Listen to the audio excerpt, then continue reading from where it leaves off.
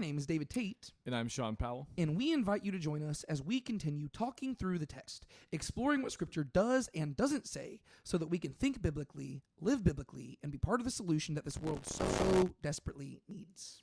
Dust off your sandals and strap on your tassels as we climb up the mountain to unlock the 5 books of Torah in Season 1, the Sinai Sessions. Today we are going to be talking about Exodus chapter 6, verse 2 through chapter 9, verse 35, otherwise known as Parashah Va'era, I appeared.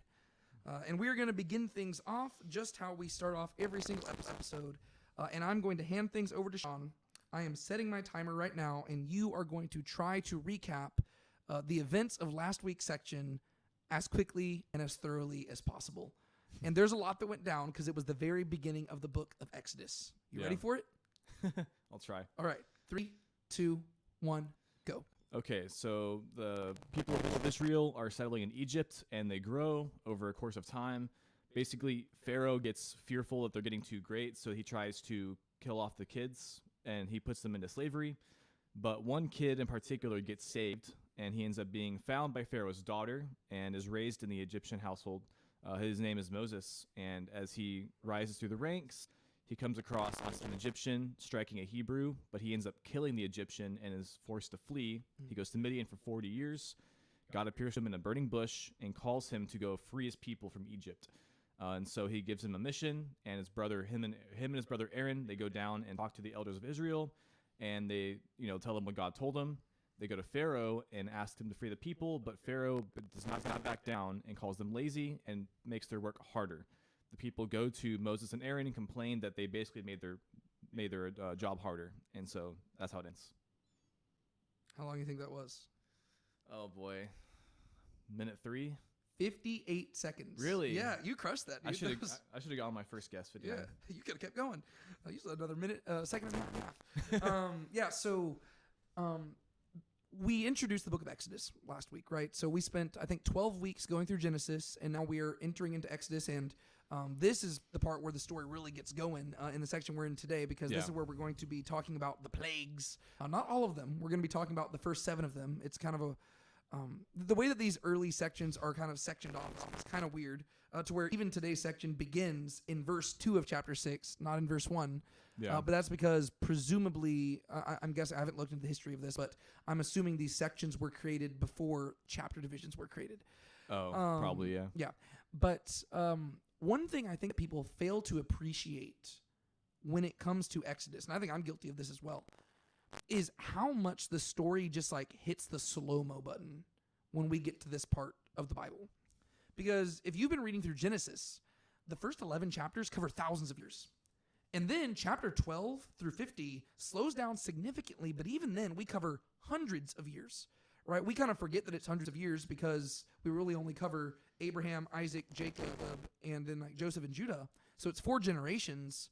But these guys are living a really long time. Yeah. And there are like just decades of stuff that are passing in between chapters that we just don't know about, right? To where it is pretty crazy that these people are so crucial to like our beliefs, but we know very little about their lives. Abraham lived, 175 years? Around there, yeah. But we only know a handful of moments from his life. Yeah. Isaac, we know even less, and he lived longer. I think he was 180.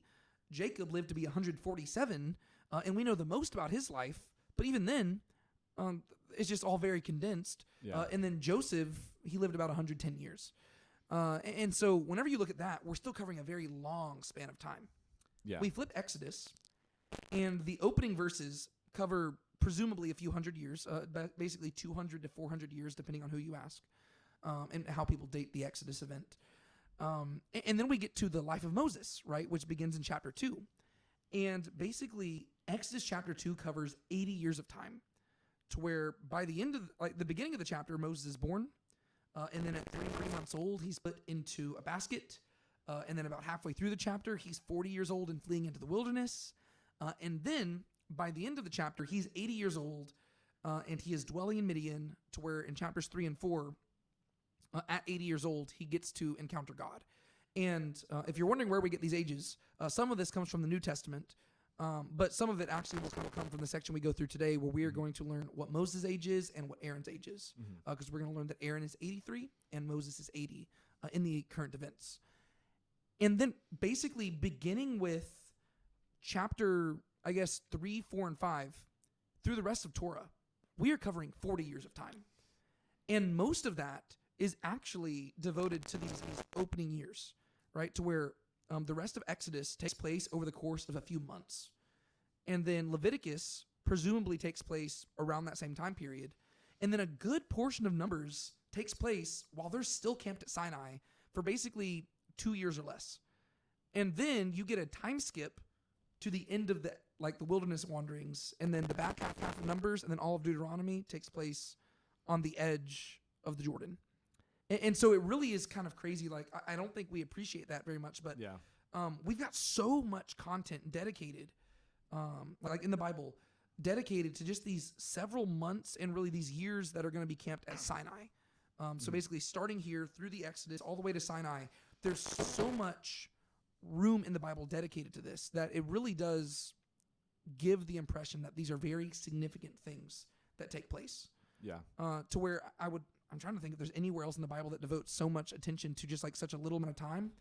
And really, I was going to say the Gospels, but I guess you could make an argument that like the prophets dedicate a whole lot of time to the fall of Jerusalem. Maybe the closest thing I can think of is Samuel, like 1st and 2nd Samuel. I could see that. Yeah, it's like the life of David and everything. You get 2 books basically over 2 people's lives. Yeah. And so I say all that just to remind us this is a very significant moment, right? I mean, we had one chapter in the Bible dedicated to the creation of all things. But then for the next several months in Israel's history, we are going to get not one book, not 2 books, but basically 2.5 books dedicated to just the events that are taking place right here. And that is because they are the formative events that made Israel who they are. And they are going to be the events that the rest of the Bible calls back to. Not only the Old Testament, but the New Testament as well. These are the moments where God really steps to the forefront. He flexes his muscles and he shows his people and the other nations what he's made of. Yeah. And that's really going to begin in today's section. So you ready to hop into it? Let's do it. All right. So we are opening up in Exodus chapter 6. And just because technically we are starting in verse 2, since there is one verse there, I'm just going to read Exodus chapter 6, verse 1 to remind us how we left off last week. Yeah. And well, I guess even to just kind of recap the end of chapter 5, like you pointed out, the Israelites are not happy with Moses. Initially, whenever Moses and Aaron arrived, they showed them the signs and the people believed and they're like, wow, this is great. But now that Pharaoh has doubled down and he is refusing to let the people go, now the people are beginning to turn on Moses and they're saying, why the heck are you even doing this? To where they're saying, you have made us a stench before the Egyptians, and they're upset. And so Moses now turns to God and says, oh Lord, why have you brought harm to this people? Why did you ever send me? And so Moses is in a place where he is very kind of frustrated with God. And one thing that I want us to trace over the course of the next several chapters, really this week and next week, is how the plagues affect Moses himself. To where we're going to see this shift in Moses' character, and I'm going to highlight this later in today's episode. But we're going to see this shift in Moses' character to where very early on, he seems very discouraged. And as the people are pushing back on him, he's just going to God being like, God, what the heck? Like, why am I having to go through this? And that calls back to what we talked about last week, where he was very reluctant to go about this whole thing to begin with, right? It's not like he was eager to be God's prophet. No, God basically had to drag him kicking and screaming back to Egypt. And he said, you're going to do this. And so Moses is very, very reluctant. And as people are pushing back on him, he's discouraged. But as these plagues go on, the text isn't going to draw attention to it. But we're going to see Moses transformed. And I can't help but think that, presuming that Moses did write the Torah, this is his kind of humble way of just like showing like his story taking place, to where he's not drawing attention and saying, and Moses beheld and he believed. But we are just getting to see in the background this subtle transformation taking place, to where as Pharaoh's heart gets more and more hardened, Moses becomes more and more devoted and confident in God. Yeah. And he begins to, like the plagues are going to explain how Moses in chapters 32 through 34 became that Moses that we see. Yeah. And so it's going to be really cool. And so chapter 6, verse 1 started off with Yahweh saying to Moses, Now you shall see what I will do to Pharaoh, for by a strong hand he will let them go, and by a strong hand he will drive them out of his land. And so the way we kind of ended this last week is by saying this is the moment where God begins to roll up his sleeves. He begins to pop his knuckles, and he says, Moses, you get ready. I'm about to show you how strong I am. And I think we're going to get a call back to this later on in chapter 14, whenever the Israelites are at the edge of the Red Sea, and they're freaking out, and they're saying, Moses, what the heck? Did you bring us out here to kill us? And this is where Moses is going to say, sit back and be silent. God's going to take care of us. To where we're going to see how in the beginning of this section, Moses is the one in doubt. Or sorry, at the end of the last section, Moses is the one in doubt, and God says, watch what I'm going to do. And whenever we get to the Red Sea, it's going to be the people who are in doubt, and Moses says, watch what God's going to do. And so in between, Moses goes on this dramatic character arc. Yeah. And so would you like to summarize, the way we're going to summarize this is going to be kind of weird because these chapters are really sectioned off very, very strangely. Yeah.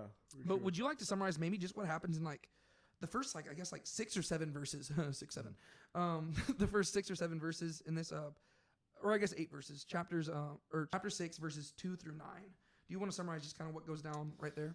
Yeah. To put it pretty simply, God, he kind of reiterates a lot of things he's already said, but he basically just tells them that, he is the God of, Abraham, Isaac, and Jacob, and that he's going to give these people, like, he's heard the crying out of his people, and that he's going to bring them into the land that he promised to the covenant, like to Abraham, Isaac, and Jacob. Yeah. So basically, God just said to Moses in the previous verse, he says, sit back, watch, let me show you what I'm about to do. And then I think that this is part of God trying to like encourage Moses.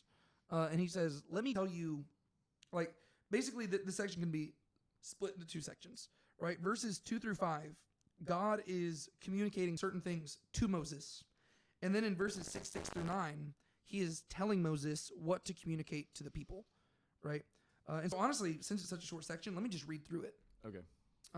So it says, God spoke further to Moses and said to him, I am Yahweh, and I appeared to Abraham, Isaac, and Jacob as El Shaddai, but by my name Yahweh I was not known to them. And I also established my covenant with them, to give them the land of Canaan, the land in which they sojourned. Furthermore, I have heard the groaning of the sons of Israel, because the Egyptians are holding them in slavery, and I have remembered my covenant. So basically, he's just telling Moses, I know what I'm doing here, right? I made a covenant. I'm here to fulfill it. I know you don't know what's going on here, but trust me, I've got this figured out. And then he says, say therefore to the sons of Israel, I am Yahweh, and I will bring you out from under the hard labors of the Egyptians, and I will deliver you from their slavery. I will also redeem you with an outstretched arm and with great judgments. Then I will take you for my people, and I will be your God, and you shall know that I am Yahweh your God, who brought you out from under the hard labors of the Egyptians. And I will bring you to the land which I swore to give to Abraham, to Isaac, and to Jacob, and I will give it to you for possession. I am Yahweh. So just in those 7 verses right there, we see the phrase, I am Yahweh, show up 4 different times, right? He says it once to Moses. He tells Moses to say it to the people. He says, as a result of everything that's going to go down, they will know that he is Yahweh. And then he concludes the statement by saying again, I am Yahweh. And this is really just laying the theme for what the purpose of the Exodus is. Yeah. Because you and I talked about this before, but there sometimes is a misconception with people when it comes to what the actual purpose of the whole Exodus event was. What is it that people usually think the whole goal is? Yeah. Well, I think people usually think the whole goal is to simply get them out of Egypt. Yeah. And they kind of oversimplify it, because whenever we think of the Exodus, I mean, the fact that we even call it the Exodus at all, the word Exodus is just the Greek term that means to exit. I remember, I honestly never even processed that until one day whenever I was actually in the airport in Greece and I saw an exit sign and it literally just said Exodus. And I was like, oh yeah, that makes sense. And so the word Exodus just means exit. And so whenever we think of the Exodus event, we primarily think of, oh yeah, God sent these plagues to free the people. But that is actually not one of the main reasons why all this goes down. Because if God wanted to, he could have just freed them with a snap of his fingers. And keep in mind that he's the one who also allowed them to be enslaved to begin with, to Yeah. where he's the one who sent them down to Egypt. And so he basically laid the groundwork for all this to occur. And one thing you're going to see again and again throughout this section is that God's going to say that you may know blank, blank, blank, blank, blank. And basically there's it's almost like the Exodus story is grade school for the Israelites. But it's not grade school in the sense of, okay, I'm going to have you sit at a desk and I'm going to have you study a systematic theology textbook. Yeah. It is, they are learning in a very hands-on, practical way who God is, right? They're not opening up a textbook and saying, okay, well, God is all-powerful. God is all-knowing. God is present everywhere. God is all good. They're not doing that. Instead, before their very eyes, they are seeing God demonstrate who he is for the first time in a way that Abraham, Isaac, and Jacob never knew. Yeah. Right? And so that's really the purpose of the Exodus. And it's not just for the Israelites, but it's also for the Egyptians. And so we're going to talk about this a little bit later on, but God has a very intentional goal here. Yes, he wants to free them, but if his goal was simply to free them, then we'd have to explain why later on in the story, he's the one hardening Pharaoh's heart. But instead, it seems like his goal is not, oh, let's get them out of Egypt. His goal is, let me communicate certain things about myself to everybody. And only once I have sufficiently communicated that information will I then free you. Yeah.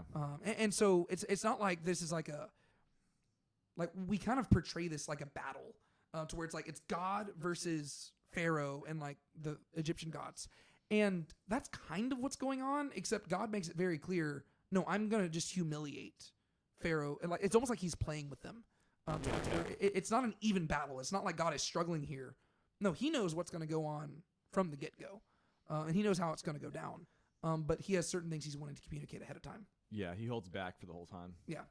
And so basically it says, hey, Moses, go tell this information to them. And that leads to verse 9, where it says, so Moses spoke thus to the sons of Israel, but they did not listen. They did not shema. They did not hear him on account of their weakness of spirit and their hard slavery. And so Moses goes and communicates these things to the people, yet they will not listen. And so, again, we're facing an issue, right? Basically it says their weakness of spirit and their hard slavery, it seems like they're discouraged and they're tired to where they're like, Moses, like, I get that you say that God is going to bring us out of here and fulfill his covenant and bring us to a promised land, but things were better before you came. Like, yes, we were enslaved, but we were, we got the job done. Now Pharaoh has literally given us an impossible task. Like, he has taken away our straw, yet he has not reduced the quota, and things are just getting worse. So they're just extremely discouraged here. And that is going to lay the groundwork for basically chapter 6, verse 10, all the way through chapter 7, verse 7, because there's going to be kind of a weird structure to that. But is there anything else you want to highlight about those early verses there before we hop into the next kind of sizable chunk? It's kind of a side from what we usually talk about, but I mean, I guess this is something it's more of like a way that, well, I don't know if I'd say it's necessarily just the way Christians would view this, but like specifically verse 9 there, when it says like that they did not listen because of their weakness of spirit and hard slavery, especially if you're viewing this whole thing through the lens of like the slavery isn't just Egypt, but it's sin. You can see how this is how like the heart is for a lot of people. Like, they're almost more comfortable just being in the day-to-day comfortableness of their sin versus like those first like movements trying to break free of that is when you start getting this resistance. And so it's like that could be enough to make people just like want to go back to where like they want to like what's the word, kind of retreat back to what they know. They want to be complacent. Yeah. And so like, and like, I like whenever I read that, I can also kind of see that to where like these people, like physically speaking, these people just, this is the way they know their life. And so people don't like change. And so like, even though maybe even deep down, they might even know like that, like, this is a good thing. It's like, you're still facing this immediate consequences that you're going to have to get pushed through. And so but they don't want to deal with them. Yeah. Well, it's kind of like the idea of whenever you're trying to get in shape, and if you're extremely out of shape, it's like you're like, oh man, it's gonna get a lot harder before it gets any easier. Oh yeah. Like it's gonna be like to where it's easy to get discouraged to where you're like, okay, like honestly, I just don't even feel like putting in this effort. Like you might know that the end result is good, but you're like, but do I want to put in the effort and go through the pain that's gonna take to get there?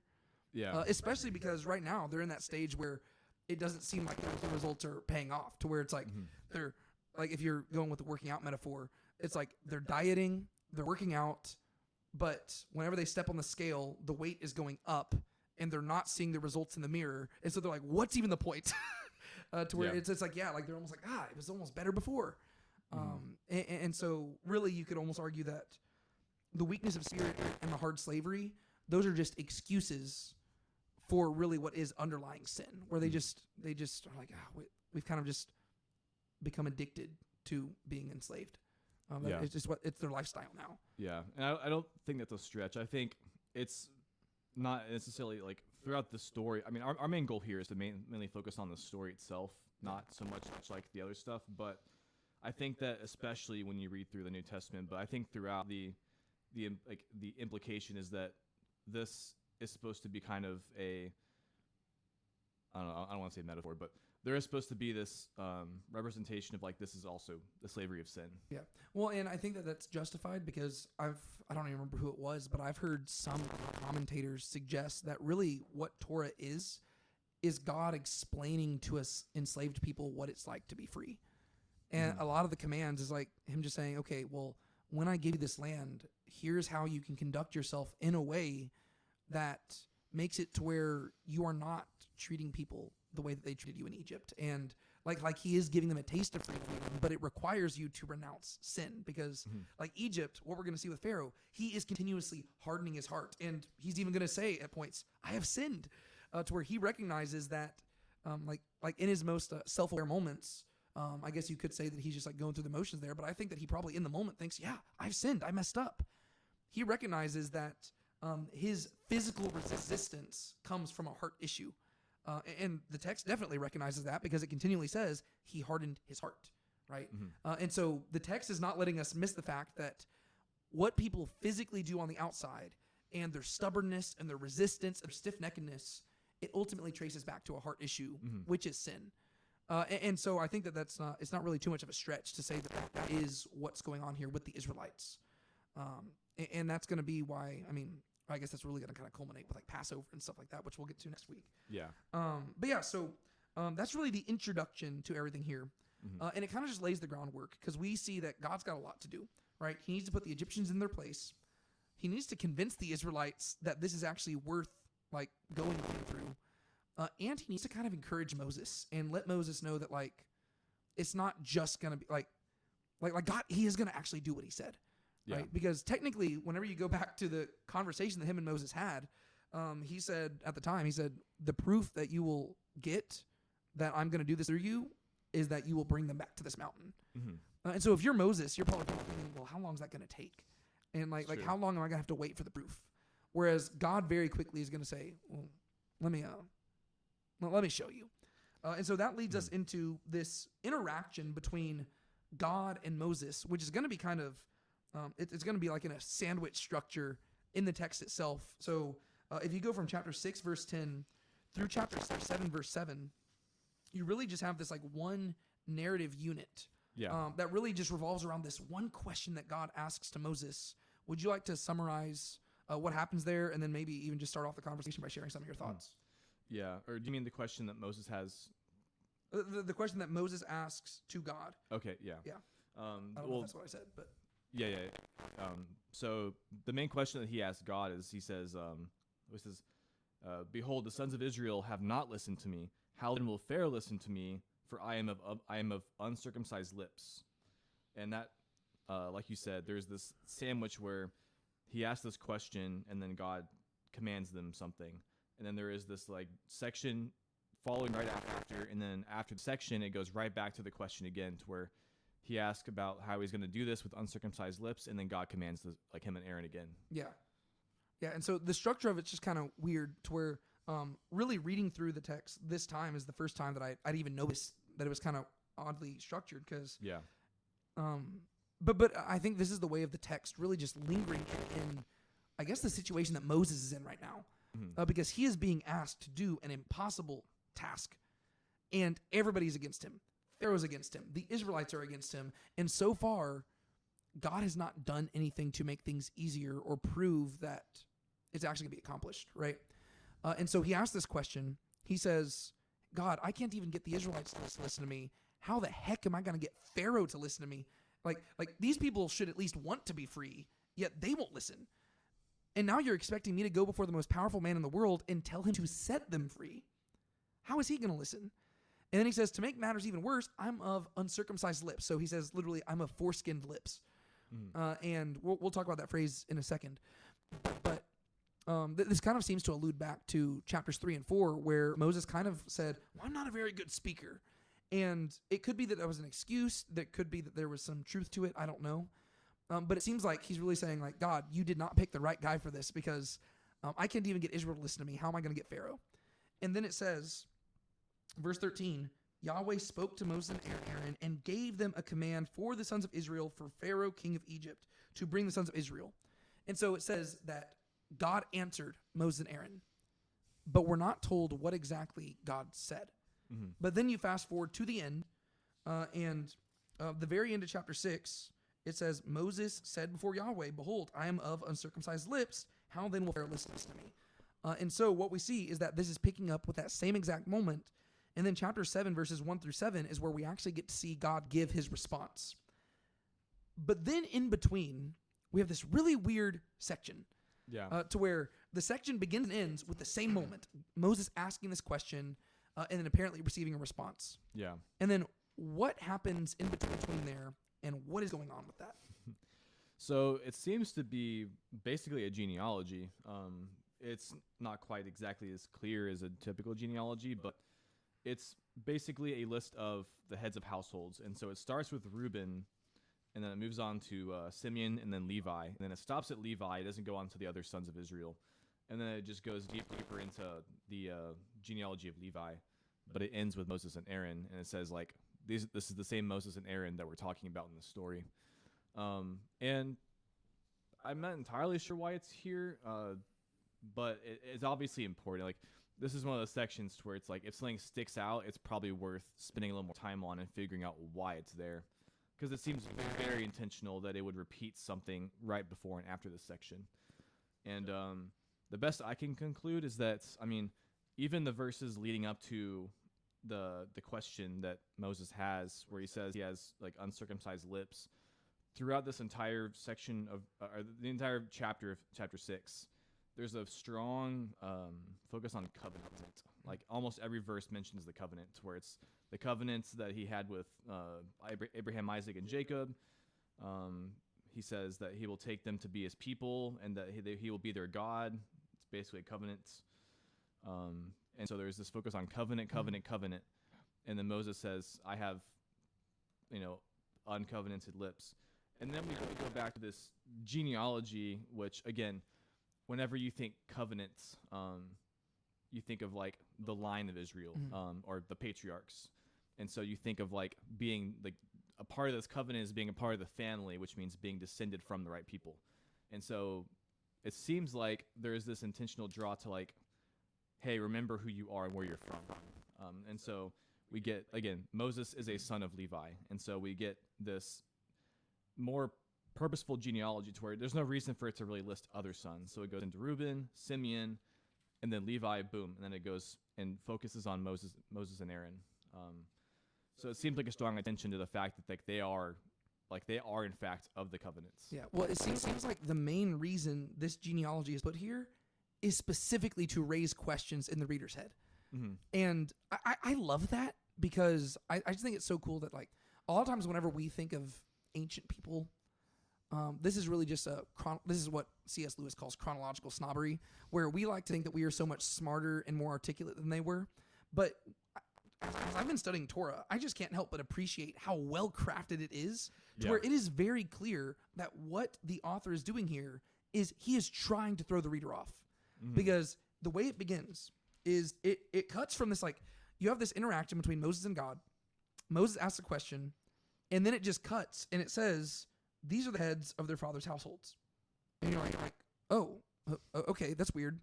And then it begins going in birth order through the sons of Jacob, right? It says, okay, here are the heads of Reuben's household. And it only gives one generation. And then it goes to Simeon. And then it goes to Levi. And this is where a lot of people suggest that genealogies are boring. But if you pay attention to what the text is doing with the genealogies, I would argue it is not boring at all. Mm-hmm. Because, like if you've read Genesis, you have seen the sons of Jacob's names listed again and again and again to where it's getting like hammered into your head. Reuben, Simeon, Levi, Judah. And like, sure, there are some times where there's flexibility in exactly what order they go through. Sometimes it will list them out in birth order. Sometimes it will list them out according to, which mother they came from. But the one thing that has consistently been through all of the lists in Genesis is that it goes Reuben, Simeon, Levi, Judah. And it's usually after Judah where everything departs and gets kind of weird. Yeah. Usually. And keep in mind that the way Genesis ended is that Judah was the leader of the entire clan of Israel, right? And so whenever we're hearing about the heads of the households, we would expect the focus to really, if anywhere, focus on Judah. But instead, the genealogy, it says, here are the heads of the households. Reuben, one generation. Simeon, one generation. Levi. And then it goes 1 generation, 2 generations, 3 generations, 4 generations, 5 generations. And then you would expect, okay, well, for some reason we're leaning a lot on Levi. Let's get to Judah, because if we went 5 generations on Levi, what are we going to do with Judah? And then it just doesn't mention Judah or any of the other sons. And all of a sudden the genealogy is just cut off. And it comes to an abrupt end to where if you're a reader, you're like, hold on. What the heck is going on here? Because you thought you were going in here just to learn who are the heads of the tribes. But that's not what's going on. Instead, it was a bait and switch where the author said, let me tell you the heads of the tribes. Reuben, Simeon, Levi. Who came from Levi? Moses and Aaron. These are the same guys we're dealing with. And like, it's like a weird thing to where you're like, okay.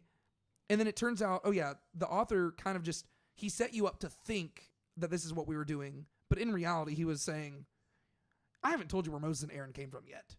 So boom, there you go. And so now we have to ask why, right? Because it could simply be, hey, we're dealing with Moses and Aaron. Don't you want to know where they came from? But we kind of already knew they were from the tribe of Levi, right? Because if you go to the beginning of chapter 2, it had said, and a man from the house of Levi went and took a daughter of Levi as a wife, and the woman conceived and bore a son, and she saw that he was beautiful, so she hid him in 3 months. So we already knew that they were from the tribe of Levi. And so if that's all that mattered, it'd be like, okay, we already have that information. But now all of a sudden we get to see exactly how many generations removed they are from the land. And there's like this really heavy emphasis on Levi being super significant. And then you add to like, you have to complicate things more by pointing out that for some reason this genealogy is structured directly in between this bookend moment of God saying, how will I ever get Pharaoh to hear me if I can't get the Israelites to listen to me because I've got foreskinned lips? And so my question to you, Sean, is what do you think is going on here? Specifically, like in regards to the whole foreskinned lips question and maybe the focus on Levi. We talked about this a little bit off camera. I don't know for sure like a solid answer. I think there might be a connection to Genesis here, but did you want to kind of begin to explain some of that? Yeah, so I guess I have a couple things in the back of my head right now. But first, it does seem like that there is definitely something going on with just like the tribe of Levi here in general. And I think you could say, especially considering like the events of Genesis, there could be some kind of like redemption arc being set up here for the tribe of Levi. Because as we read back in Genesis, Levi doesn't really have a good like reputation. Simeon, Levi, Reuben, they're all pretty bad. It's weird that those are the 3 that are focused on the genealogy too. They're the 3 who were kind of disqualified from the blessings before. Yeah, and so, but really, I think you mentioned this before we started recording. But basically, from just shortly after this point going on, Levi is going to probably have one of the better reputations at the very least. But for sure, they're going to have a very special relationship with the land and the people and with God. They're going to become the priestly tribe. And so it seems like there's a big shift going on there, to where you kind of have to ask the question, how does Levi start so bad but end so well? And so I think that there could be a very big chance that there is something going on here that's like some kind of redemption arc here. Another thing I was thinking of was, it's not really a side thing, but throughout this entire thing, and the whole thing is like Moses and Aaron specifically. And I was just remembering how whenever we read whenever Jacob addresses his sons, Simeon and Levi are both like addressed like together, side by side. Side by side. They're the only ones addressed like that. And I was gonna go back and see, in the Shechem story. What chapter is Shechem story? Chapter 34. 34. It's nothing that important, but I was gonna see if Simeon and Levi are mentioned in verse 25. 25. Okay. I don't know if that's what you were looking for. Yeah, I was looking to see who it was that spoke. Like, I was trying to see if it was possible to, like, maybe which son was like the one doing more of the talking. It doesn't specify. It doesn't specify. No, it just kind of treats them both together. To where it says, like in verse 30, Jacob said to Simeon and Levi, "You have brought trouble on me." Verse 31, and they said, "But should he treat our sister as a harlot?" And prior to that, whenever they were talking to like Shechem and his father and stuff, it just said like the brothers in general. Oh, okay. Yeah. Okay. I was gonna say, especially if it was like a dynamic where like Simeon did more of the talking, you could almost have it as like they're like a second Simeon and Levi, to where like Simeon is the older brother, like a slightly older brother, maybe even like the same age gap, to where he's like the one with the mouthpiece, and then Levi is like kind of like the accomplice, to where here like Moses and Aaron, they're almost like a new Simeon and Levi, to where Aaron would be like the mouthpiece, and Moses is like he's not really a sidekick. If anything, he's like the more important player here. But that was more of like a thought in the back of my head. Yeah. Well, I think that does work because there are definitely some connections between Genesis 34 and whatever's going on in chapter 6 and 7 of Exodus. Mm-hmm. Well, specifically, I guess, in chapter 6 with the genealogy and everything, because the way that chapter 34 ends is with Jacob saying to Simeon and Levi, keep in mind, this is right after Simeon and Levi, they went and they just slaughtered all the people of Shechem. He says, "You have brought trouble on me by making me odious amongst the inhabitants of the land." Right? So Jacob's primary concern with Simeon and Levi is that they had made him odious before the Gentile people in the land. But then if you go to Exodus chapter 5, the specific issue facing Moses and Aaron is that it says, this is chapter 5, verse 20 and 21, when they left Pharaoh's presence, they confronted Moses and Aaron standing there to meet them, and they said to them, "May Yahweh look upon you and judge, for you have made us a foul smell in Pharaoh's sight." And this translation translates it differently, but that phrase, the word there is the same. It's just the Hebrew word that means to make a stench, right? So Jacob confronted Simeon and Levi and said, "You have made us a stench before the Gentiles." And now the people of Israel confront Moses and Aaron and say, "You have made us a stench before the Gentiles." And both of these situations are like connected by this like imagery of circumcision, to where in Genesis 34, you have the sons of Jacob, who they are circumcised, and they use the covenant symbol of circumcision to deceive the people of Shechem. And they say, "Oh, well, we cannot be part of you unless you cut off your foreskin and become like us." And so they used the circumcision as like a tool of deception. Whereas Moses here, as he's talking with God, he uses the imagery of circumcision to describe his inability to speak. And so even though he is physically circumcised, and we know that because on his way down to Egypt, God confronted him and said, "You need to circumcise your son." Whereas Moses was already circumcised, but now he circumcised his family as well. So we know that he's circumcised, but he describes his lips as metaphorically being foreskinned.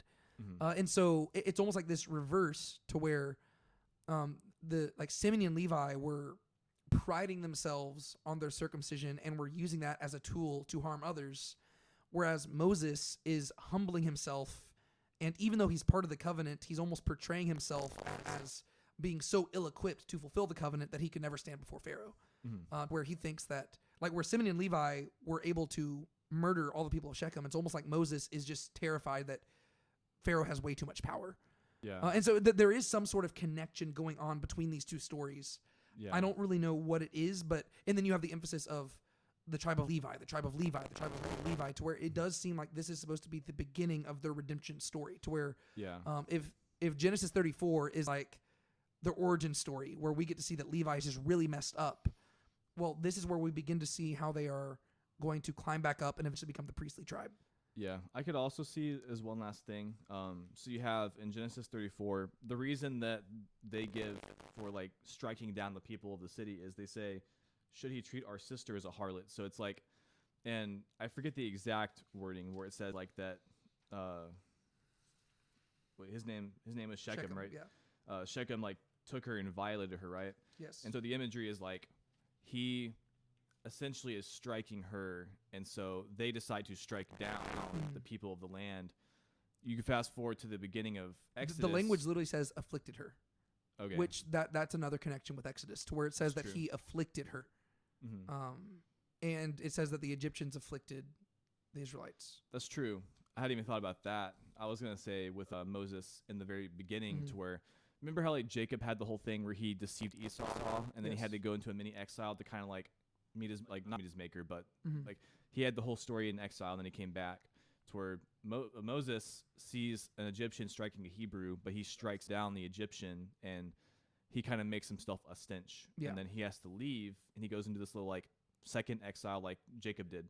He comes back, and this is almost like his chance to redeem himself, to where in the same way it's like I don't know if it's like a second chance per se, but like he's in another situation to where like he is being told that he has like made them a stench, but it's like for a different reason than like striking people down. Okay. So maybe it's like progressing that arc. Yeah, that makes sense, because Genesis 34 takes place as Jacob is returning from his exile. Yeah. And now he is facing pushback because of the sons of Israel. I guess in this case, it's like they're afflicting, and so his choice is like, how is he going to respond? Maybe that could make sense. Yeah, I don't know. This is where I don't have all the answers, but there is something. There's some sort of connection going there, and I want to reflect on it more. But this is one of those places where I think just a lot of people just don't reflect on it too much, because it's a genealogy and it's boring. But it's structured like that for a reason. And so anytime you see like a sandwich structure like that in the Bible, usually the center part is the explanation. And so it's so weird to me that Moses says, how am I going to get people to listen to me? I'm of uncircumcised lips. And that's at the beginning and end. And then in the middle, it's like an incomplete genealogy that has this hyper emphasis on Leviticus and shows that Moses and Aaron a hyper emphasis on the tribe of Levi, and has this hyper emphasis on Moses and Aaron coming from that tribe. And then it just like lists out all their genealogies. It's like, it's just intriguing to me, to where like it situates their tribe within the broader context of Israel, but then it highlights how they are the leaders, and that these are the same Moses and Aaron that we've been dealing with the whole long. And I'm like, I still don't know where the answer is there, but it's there somehow. And so I can't help but think it's somehow tied to that Genesis 34 story, because there's so much similar language. It seems like it has to be, yeah. Yeah. And so that leads us to, again, the end of chapter 6, where we kind of just pick back up right where we were at earlier on, where it says, now it happened on the day when Yahweh spoke to Moses in the land of Egypt, that Yahweh spoke to Moses and said, I am Yahweh, speak to Pharaoh, king of Egypt, all I am speaking to you. And Moses asks that question again. I am of uncircumcised lips. How will I get Pharaoh to listen? And this is where we read the first 7 verses of chapter 7. And Yahweh said to Moses, see, I set you as God to Pharaoh, and your brother Aaron shall be your prophet. Now, we're going to come back to that verse, because I think that might be the key to understanding all of this, and it might even make the connection with the whole emphasis on the tribe of Levi. But because that verse is very interesting. Verse 2, you shall speak all that I command you, and your brother Aaron shall speak to Pharaoh, that he let the sons of Israel go out of this land. But I will harden Pharaoh's heart with stiffness, that I may multiply my signs and my wonders in the land of Egypt. But Pharaoh will not hear you, and I will set my hand upon Egypt, and bring out my hosts, my people, the sons of Israel, from the land of Egypt by great judgments. Then the Egyptians shall know that I am Yahweh, when I stretch out my hand against Egypt, and bring out the sons of Israel from their midst. So Moses and Aaron did, as Yahweh commanded them, thus they did. Now Moses was 80 years old and Aaron 83 years old when they spoke to Pharaoh. I have another question over why it suddenly tells us their ages right there. I do not know the answer to that.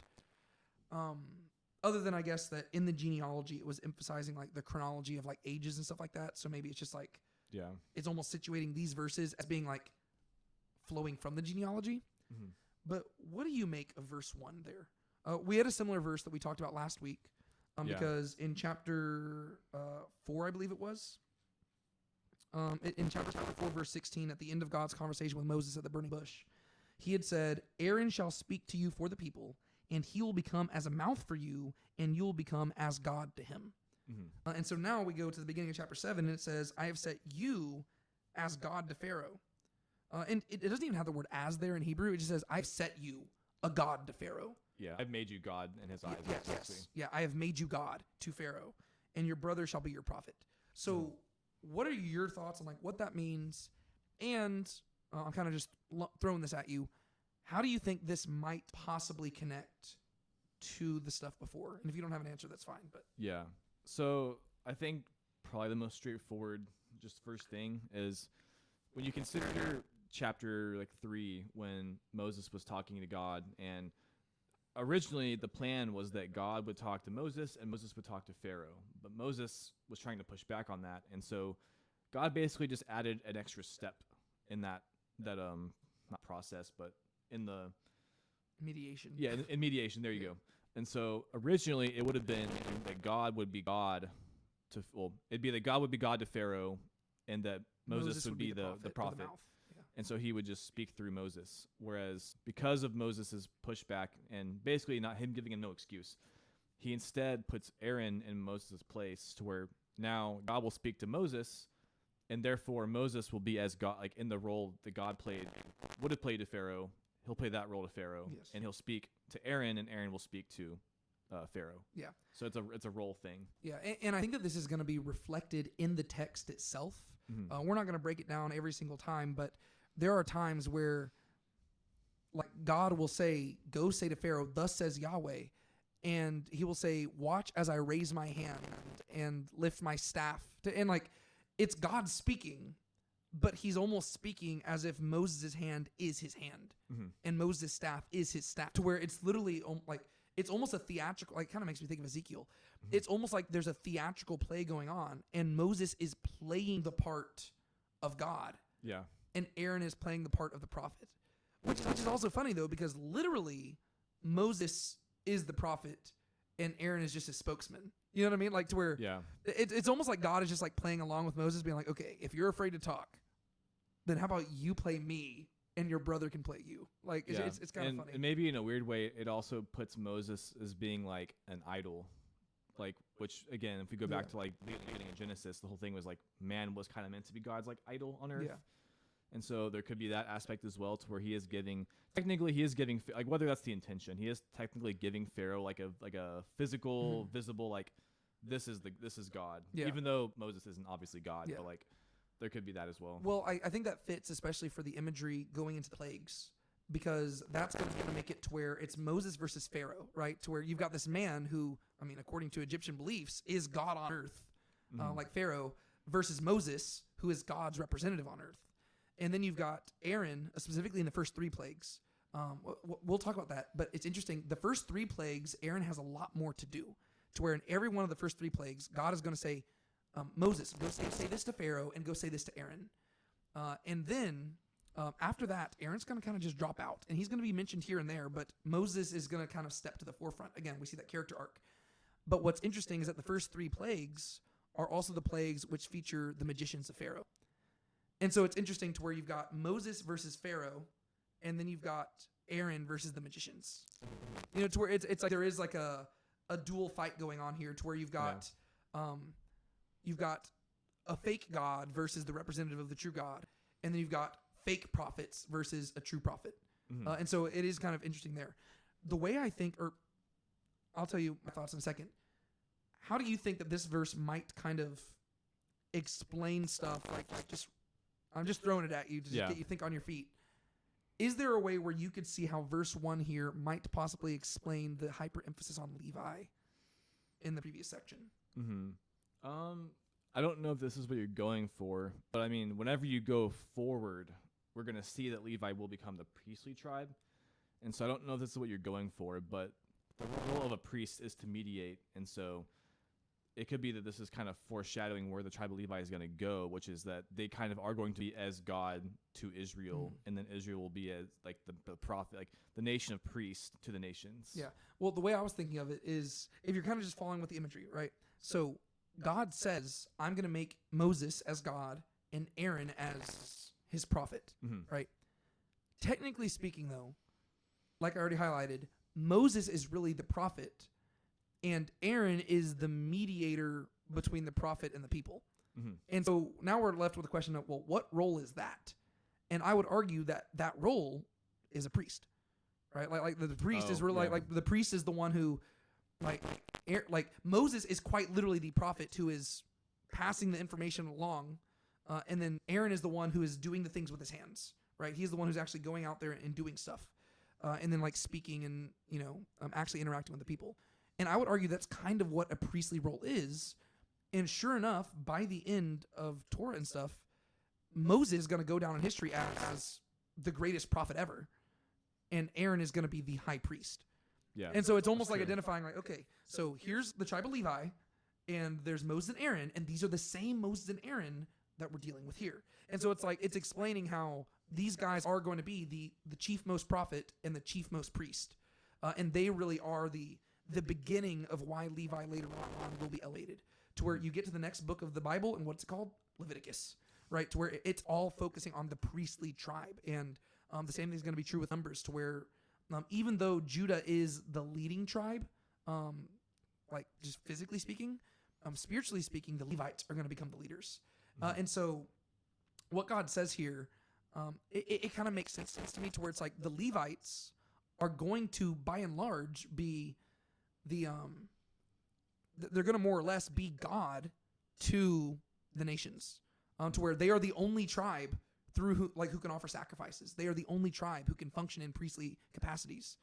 And so even whenever you get to like the New Testament, there are God-fearing Gentiles, but they have to come to the temple if they want to worship God, right? Because they can only function, like the only way they have access to God is through a Levite. And so more or less the Levites are God to the people. Yeah. And so it's like you've got both like this hybrid between God and prophet, and what do you have? A priest. And so that's kind of my best explanation of that. Yeah. I can see that. And so like then the question just becomes, what do you do with the whole like foreskinned lips situation? Which I guess I might just be hyper focusing on that imagery a little too much. Yeah. It could be Moses just being like, hey, I don't speak well, but it seems like God is saying, I got it figured out. Like I've got more planned for you than simply speaking well. I'm going to do amazing, crazy things through you. And so, I don't know. I can see that. All right. Well, do you have any other thoughts you want to share about that whole section there through chapter 7, verse 7? I don't think so. All right. Well, that means that now we get to get into the fun stuff. Oh, yeah. Right? Because this has all been set up. And starting in chapter 7, verse 8, through basically even the end of today's section, chapter 7, verse 8 through more or less, I guess, chapter 11, verse 10, it's just nonstop action. To where God is going to be talking and there's going to be all this sorts of communication. But this is where we start to get to like the most memorable parts of the Exodus story. Yeah. To where it's just going to be, I mean, even after chapter 11, you get to the Passover, which things slow down a bit, but it's still very memorable. And so this is where we really get into the meat of what we think of when we think of the book of Exodus. But would you like to, the way that I think we should probably do this is we will address the first sign by itself, because it's not technically a plague. Yeah. And then we will address all the plagues together, and then we'll just walk through the first 7, which are in our section today.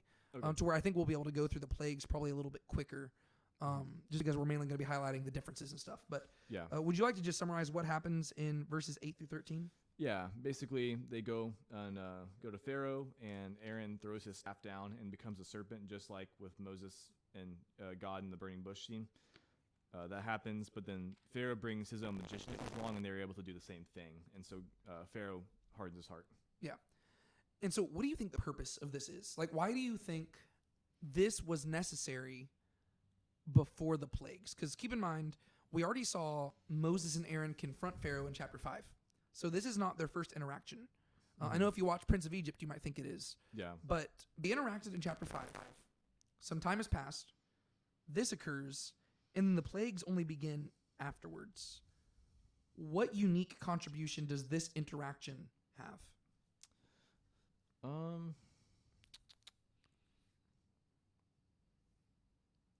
Think.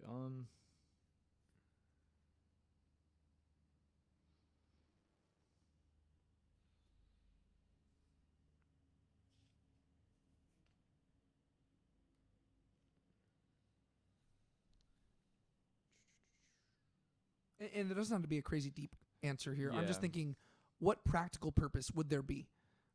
Considering all the things that God is wanting to accomplish through the Exodus and stuff, what practical benefit is there to having this one interaction right here before jumping into, I send the pestilence and plagues into your house, into your beds, Yeah. all that stuff? Well, I guess if you go back a few verses, he does say, I will harden Pharaoh's heart with stiffness, that I may multiply my signs and my wonders.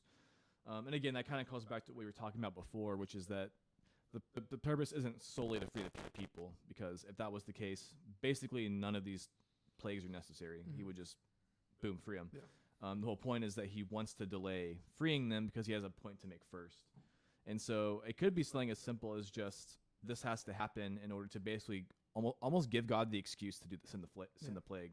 Yeah. Well, no, I think that really is what's going on. It's just you have to give the person a chance to just concede, right? You can't just launch a full-scale invasion and war against people without at least giving them an opportunity to repent, right? And so God already sent Moses before Pharaoh and said, let my people go.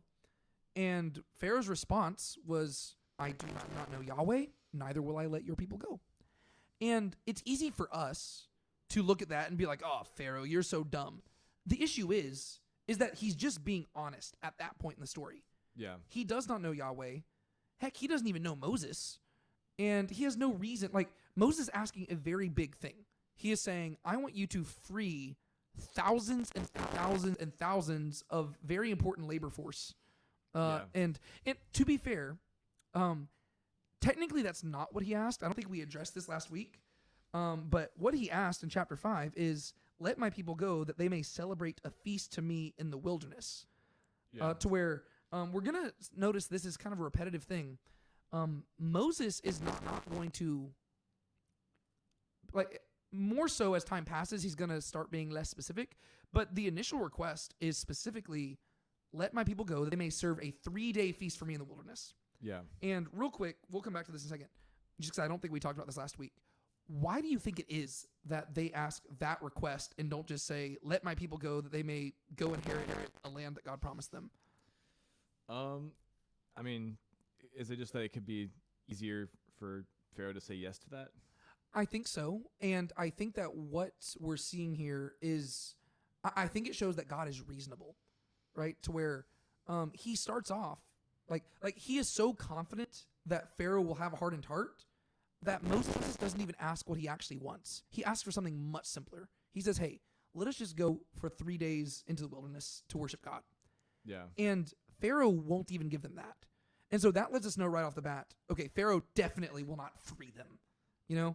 And so time and time again, we're going to notice whenever Moses goes before Pharaoh, that's really what he keeps asking. He does not ask, let them go so that they may be free. He says, let us go worship in the wilderness for 3 days. He asked for vacation time. Yes, he said, just give us 3, not even a full week, half a week.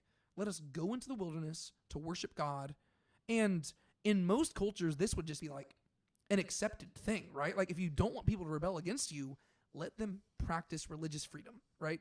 And usually whenever cultures don't do that, people end up rebelling against them. And so it seems like a very reasonable request. Yeah. But Pharaoh won't even give them that. And that's why whenever you get to the plagues, Pharaoh's going to be he's going to put 2 and 2 together to where he's going to be like, all right, well, some of your men can go. And Moses says, everybody. And Pharaoh's like, you're not planning on, like, he can tell. He's like, you're not planning on coming back. If I send everybody out, y'all aren't returning. And so that's kind of like the subtle thing behind all of this. Mm-hmm. But to go back to this passage in particular, Moses had asked a very simple thing. Let us go worship our God. And Pharaoh had said, I do not know God, neither will I let you send your people out. And so he would not even let them go celebrate a feast to return. But to his credit, he has no reason to believe Moses thus far. Yeah. So far, Moses is just an 80-year-old guy with his even older brother who just showed up and said, "Hey, will you let me take thousands of people out of your area, and they just don't have to work for 3 days?" And so I think that these verses right here, verses 8 through 13, is God's gesture of just like goodwill, right? To where Pharaoh had said, "I do not know Yahweh," and so God says, "Well, let me introduce myself." Right? And so this is kind of just God saying, you want an introduction? Well, let me formally introduce to you. Hello, I am Yahweh. These are my people. And this is what you're dealing with. And if you do not let them go, it's going to get worse for you. Right? And so it seems like this is just more like just a polite introduction, right? Yeah. Before they start turning to blows. Right? And so that's kind of how I interpret this part right here. And that's where it actually gets even more intriguing because of what actually goes down here. So God says to Moses and Aaron, when Pharaoh speaks to you saying, work a miraculous wonder, you shall say to Aaron, take your staff, throw it down before Pharaoh, and it will become a serpent. And so God anticipates, hey, Moses, when you go before Pharaoh, he's going to want to see a sign. And that makes sense because of their past conversation, right? Yeah. Moses made it very clear from the get-go, he is not here for himself. He is sent by a deity. And Pharaoh's going to want to know, okay, well, prove that. And how do you prove it? With a sign. This is going to be the same thing that Moses lays down in Deuteronomy for how the Israelites are supposed to test prophets, right? If there's a person saying that they are speaking on behalf of God, ask them for a sign, right? And so Pharaoh asked for a sign. And this is where Aaron does something. And I don't know if you looked into this whenever you were reading it throughout the week, but I get very, very, very, very, very frustrated with how this passage is translated in regards to the word serpent. Do you know why? Actually, I don't. So it ties back to what we saw in chapter 4, right? In chapter 4, God gave Moses this same sign, right? He said, take this staff, throw it on the ground, it will become a serpent. And later on, whenever you get to the back half of chapter 7, in verse 15, it says, go station yourself to meet him on the bank of the Nile, and you shall take in your hand the staff that was turned into a serpent, right? And so both before and after this event, you have references to this same miracle, the staff turning into a serpent. And the word serpent in both of those cases is the word nachash, which is the normal word for serpent that you would see throughout the Bible, right? Genesis chapter 3, there was a nachash in the garden, right? And it talked with Eve. However, when you get to verses 8 through 13, it does not say that the serpent turned into a nachash. It uses a different word altogether. But for some reason, our English translations always translate it as serpent. The word right here is actually the word tanin, which does not speak of a normal everyday serpent. This is like, if you go back to Genesis chapter 1, whenever God created, like whenever he separated the waters and he put the birds in the sky and then he put the fish in the sea, it says he put the fish and also all the tanin. And it's referring to all the sea monsters, all the sea creatures. The most, this kind of has fantastical elements to it that don't, that might put ideas in your mind that you're not supposed to have, but probably the best translation of tanin would be dragon. So it, again, I'm not talking about a fire-breathing dragon. If you look at the ancient Near East, a dragon would be more of a slithery, Leviathan-like creature, right? To where we don't know for a fact, it's not, tanin is more a general term for just a very big sea creature. It's not referring to, a specific type of creature. Someone suggested it might be an alligator or something like that. But I just find it so interesting that the word tanin, it doesn't usually show up in narratives. It usually shows up in more poetic places.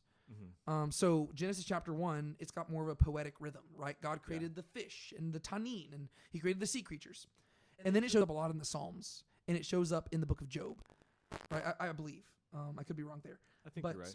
But it doesn't show up in many narrative places, except it does show up right here. Yeah. But it's weird though, because both before and afterwards we have it like it says the staff turned into a nahash, which is a normal serpent, but right here it says it turned into a sea creature. But what makes that even more complicated is that whenever God, like when you get to verse 15, God is calling back to this same event and it uses the normal word for serpent, which would suggest to me that if you were actually there watching this go down, it probably did turn into the same thing. But for some reason, the author uses a different word right here. And so the question becomes, if the staff turned into the same animal in all these instances, why does he specifically use this much bigger, much more cosmic animal in the narrative itself? Mm-hmm. And to me, that's interesting. And I guess since you hadn't looked into this ahead of time, I don't want to catch you off guard, so you might not have an answer to this. Do you have any thoughts right off the get-go there? I've got some thoughts, but I want to turn it to you. I guess it could be two things I could think of. One is that this is the first time we're seeing like we did have the instance in chapter 3, I think it was, when it just said like it did turn into a serpent. Mm-hmm. But this is probably the first time we have like a scene to where like you said earlier, like this is where you start to kind of get like this almost theatrical looking scene being built. Like even if you're just reading it, right, you're supposed to be imagining this like standoff to where it makes sense that like to God, either one is just like it's a snake. But to a human, it's like, no, it's like a lot bigger than you would think. And then there's also the fact that it does, as it says in verse 12, he swallowed up their staffs. Yeah. To where like the idea is like theirs are like little serpents to where like, even though to be fair, their serpent, like their staffs also turn into a tanine. Okay. I see. It'd be a lot easier to explain if it wasn't the case. One, Yeah, that's true. Well, it could still be like that it swallowed them up. Like it could be that it's like a massive creature. That's the most I can think of right now, is that it's like the focus on like what you're supposed to be imagining. Yeah. Like how in general we've talked before about like how even in narrative, like I don't think the word's here, but like the word hine, like behold, the Hebrew is always inviting you to read from a certain perspective to where like you could almost imagine this being like, and behold, a dragon. You know, it's like you're supposed to be like thinking about like, whoa, like just how these plagues are supposed to be like wondrous signs to where like this is supposed to be a wondrous sign to where I could see it being like that. Yeah, that's where I land. I land that this is a literary device where the author is intentionally framing this moment as being larger than life to where it feels huge. To where, you know, whenever you saw the sign before, it was just a shepherd on a mountain and the focus was really on the burning bush, right? This was just a sign that God had given him. Right. And so it's like, oh, yeah, it turns into a snake. Cool. Whatever. God's like, I can do way better than that. He's like, put your hand in your cloak. Like it's almost like just magic tricks. Yeah. And then afterwards, whenever God is talking to Moses, he talks about it in a very normal way. He says, hey, take your staff, which turned into the snake. But in the moment itself, it's almost like the author is using this heightened language to make it clear to us, this is not simply about a staff turning into a snake. He's like taking this like confrontation between God and Pharaoh, or I guess Moses and Pharaoh, and he is elevating it to like cosmic proportions, to where it is not a staff turning into a snake, and it's not snake versus snake. It is dragon versus dragon, right? To where it is not simply two hard-willed men fighting against each other. It is two kingdoms that are directly opposed to one another, fighting each other, right? Yeah. And it really is calling back to Genesis, right? It's the seed of the serpent, seed of the woman, to where you've got Moses, who represents the faithful line of Israel, and you've got Egypt. And keep in mind that right now Moses has a lot more working against him too, because even the sons of Israel are not bought into this yet. And so you've really got Moses and Aaron standing by themselves against the world. And so it really is like, I feel like he just uses that heightened word so that you feel like, oh, this is a big deal. And so if you had been there, it probably would have just turned into the same snake. But he uses the language of dragon. It's like it turned into this huge thing to where you're almost seeing it from God's perspective. Like this is a polite introduction, but it is also the beginning of a war. Yeah. It's kind of a silly thing to call to, but like it almost makes me think of the like one of the last scenes in Jurassic World, where like there's that big dinosaur like chasing them around, but at the very end they lure it to the water, and the massive it comes out. And so like throughout the entire movie, it's like this one dinosaur is like super scary. It's like, you know, it equals death. Yeah. It's where like by the very end, like this other sea monster, it makes it look like nothing. To where it's like they're they lure it to the water, and it's like, but in like a split second, it's like boom, swallows it right up and just like takes it down to the depths. It's like it's almost like the imagery here of just like these other snakes are here, and you just like see this like massive creature just come up and like boom. Yeah. Well, and that is what's so crazy about this is that you do have these other snakes, which is, I mean, it's a thing that puzzles people all the time. But one thing we have to realize is that the Bible consistently affirms the fact that there is an unseen realm of all sorts of supernatural forces that are at work in the world. And the Bible never, like, I think there's a Christian tendency for us to just like wave these things off and say, oh, well, none of those things are real. There's only one God and he's in charge of all things. And that is true. There is one all-powerful creator of the universe who is in charge of all things. But the Bible repeatedly affirms that there are hostile supernatural forces that can empower people to do some pretty miraculous stuff, right? And so whenever we read this, it says Aaron threw his staff down before Pharaoh and his servants, and it became a dragon. Then Pharaoh also called for the wise men and the sorcerers, and they, also the magicians of Egypt, did the same with their secret arts. And each one of them threw down his staff, and they became dragons. And Aaron's staff swallowed up their staffs. And so it's like, we get to see, oh, they're actually capable of miraculous stuff too. But then God still wins, right? And so Aaron's staff still triumphed over this, but you're still like, ooh, what was up with that? Like you weren't expecting for them to be able to fight back. You thought that they'd be like, oh, they'd throw their staff down and nothing would happen. But apparently, somehow, the staff did turn into a dragon. It's like, whoa, okay. Yeah. Like in different spots in the Bible, God will operate different ways. To where, like, again, it kind of points to the fact that he is always in control, to where he doesn't have to like always override. But like, you know, here it seems like he is allowing some degree of like these other gods to operate. But like you have other scenes like the altar with Baal, like with Elijah, to where like the whole thing is he's mocking Baal because he's like, Baal can't do anything. To where it doesn't say what exactly is going on there. Is he like blocking him from doing anything, or is it because Baal like is scared to do something? You don't know. And you have like, you know, with like the Philistines and Dagon and like how they capture the ark, but then the statue comes and falls over. There's just like different ways that God will deal with these kind of situations. Yeah. Well, and in this case, I think it makes sense for him to allow them to be successful for a little bit, because if they were never successful at all, then you could see them all just dismissing this and be like, oh, well, Moses and Aaron are just really good magicians. But instead, they're successful for a little bit. And they're like, see, we can do the same thing. But even when they're being successful, God is still one-upping them. Yeah. Like, yeah, you turned it into a serpent, but our serpent ate your serpent, right? And then eventually it leads them to a place where they like, they're no longer dismissing them as like, oh, well, they're just illusionists. No, they're like, no, see, we both have power. So it's forcing them to admit that Moses and Aaron have power. They're just trying to outsmart them. But eventually they have to admit defeat. But by that point, they've already bought into the fact that these guys actually do have divine power, to where they can't just dismiss them as illusions anymore, you know? Yeah. To where it's like, dang. So it's like it's a kind of catch-22 for them. Yeah.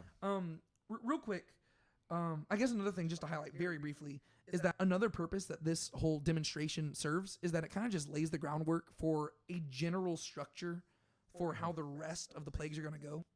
Yeah. More or less, you're going to have Moses and Aaron coming before Pharaoh. Not all the time, but sometimes they will send a message to him.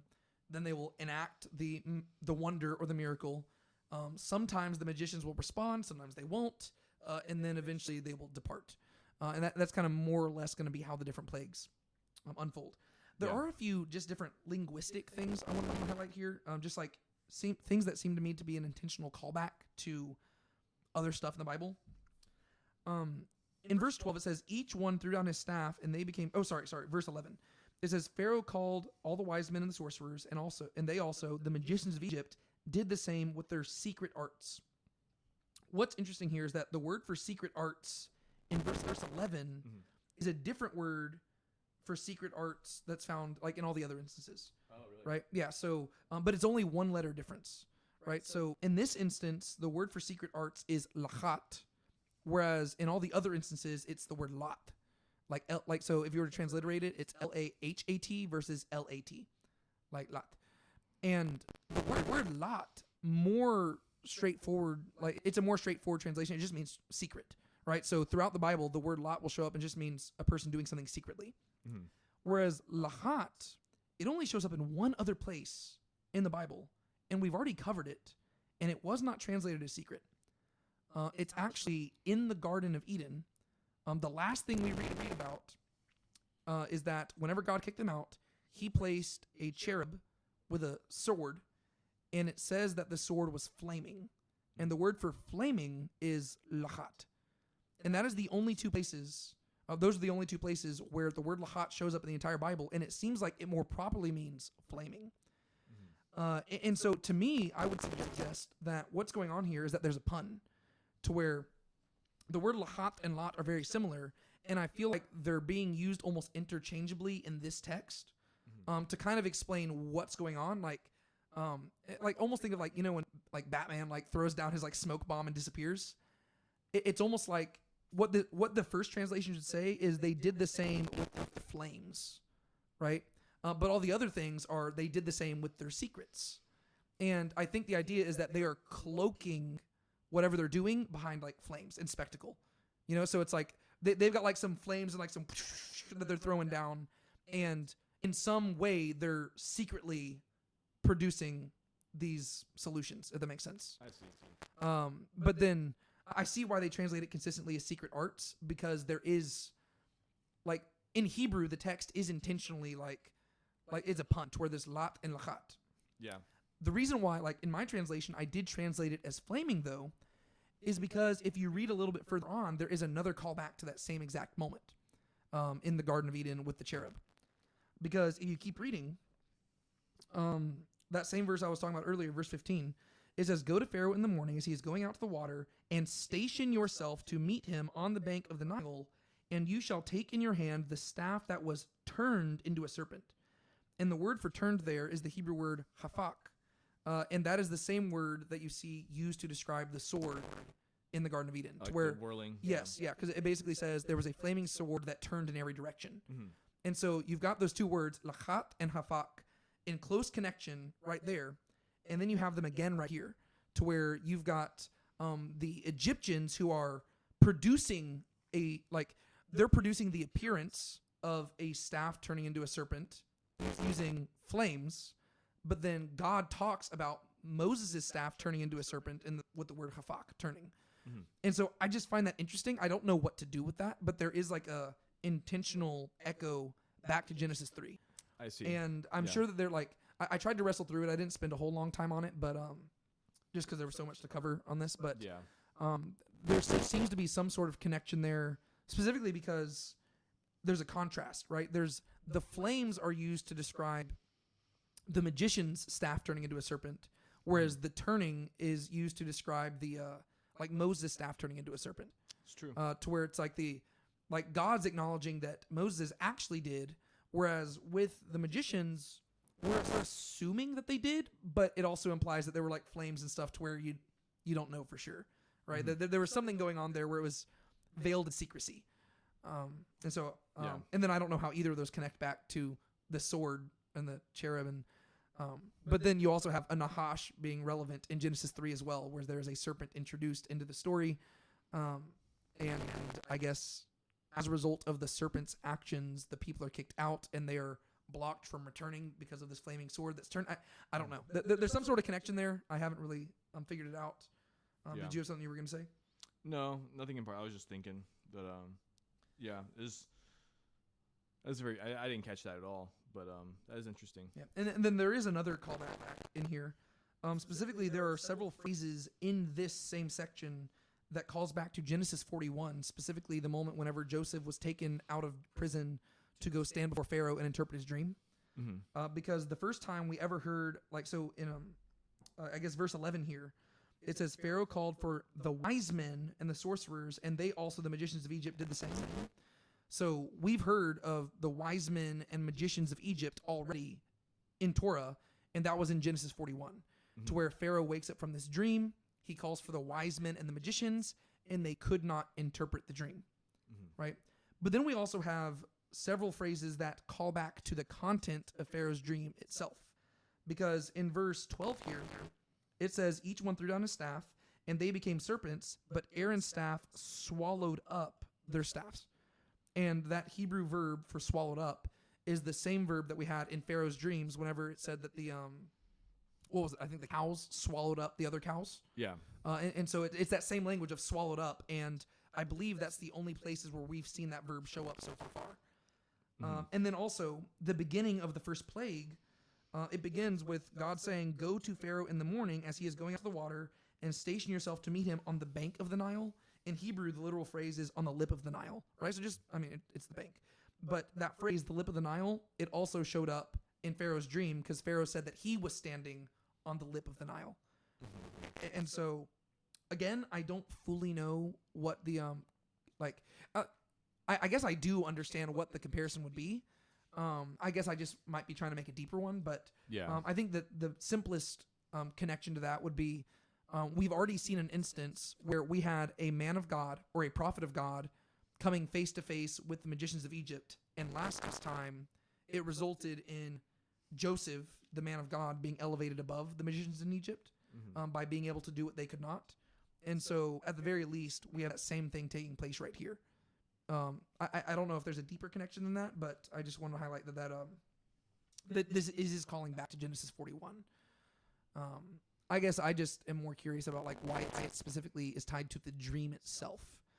I guess it could be the fact that Pharaoh's dreams were specifically tied to the fact, or that they were basically omens that Egypt was about to go through a really tough time.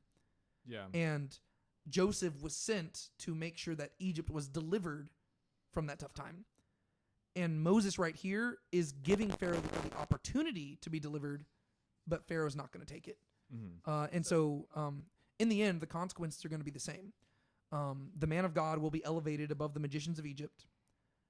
God will prove himself, and Egypt will go through a hard time, but the difference is that Joseph delivered them, whereas Moses is the one afflicting them. And it's because where the Pharaoh in Joseph's time was humble enough to ask Joseph for help, the Pharaoh of this time is so proud that he refuses any compromise.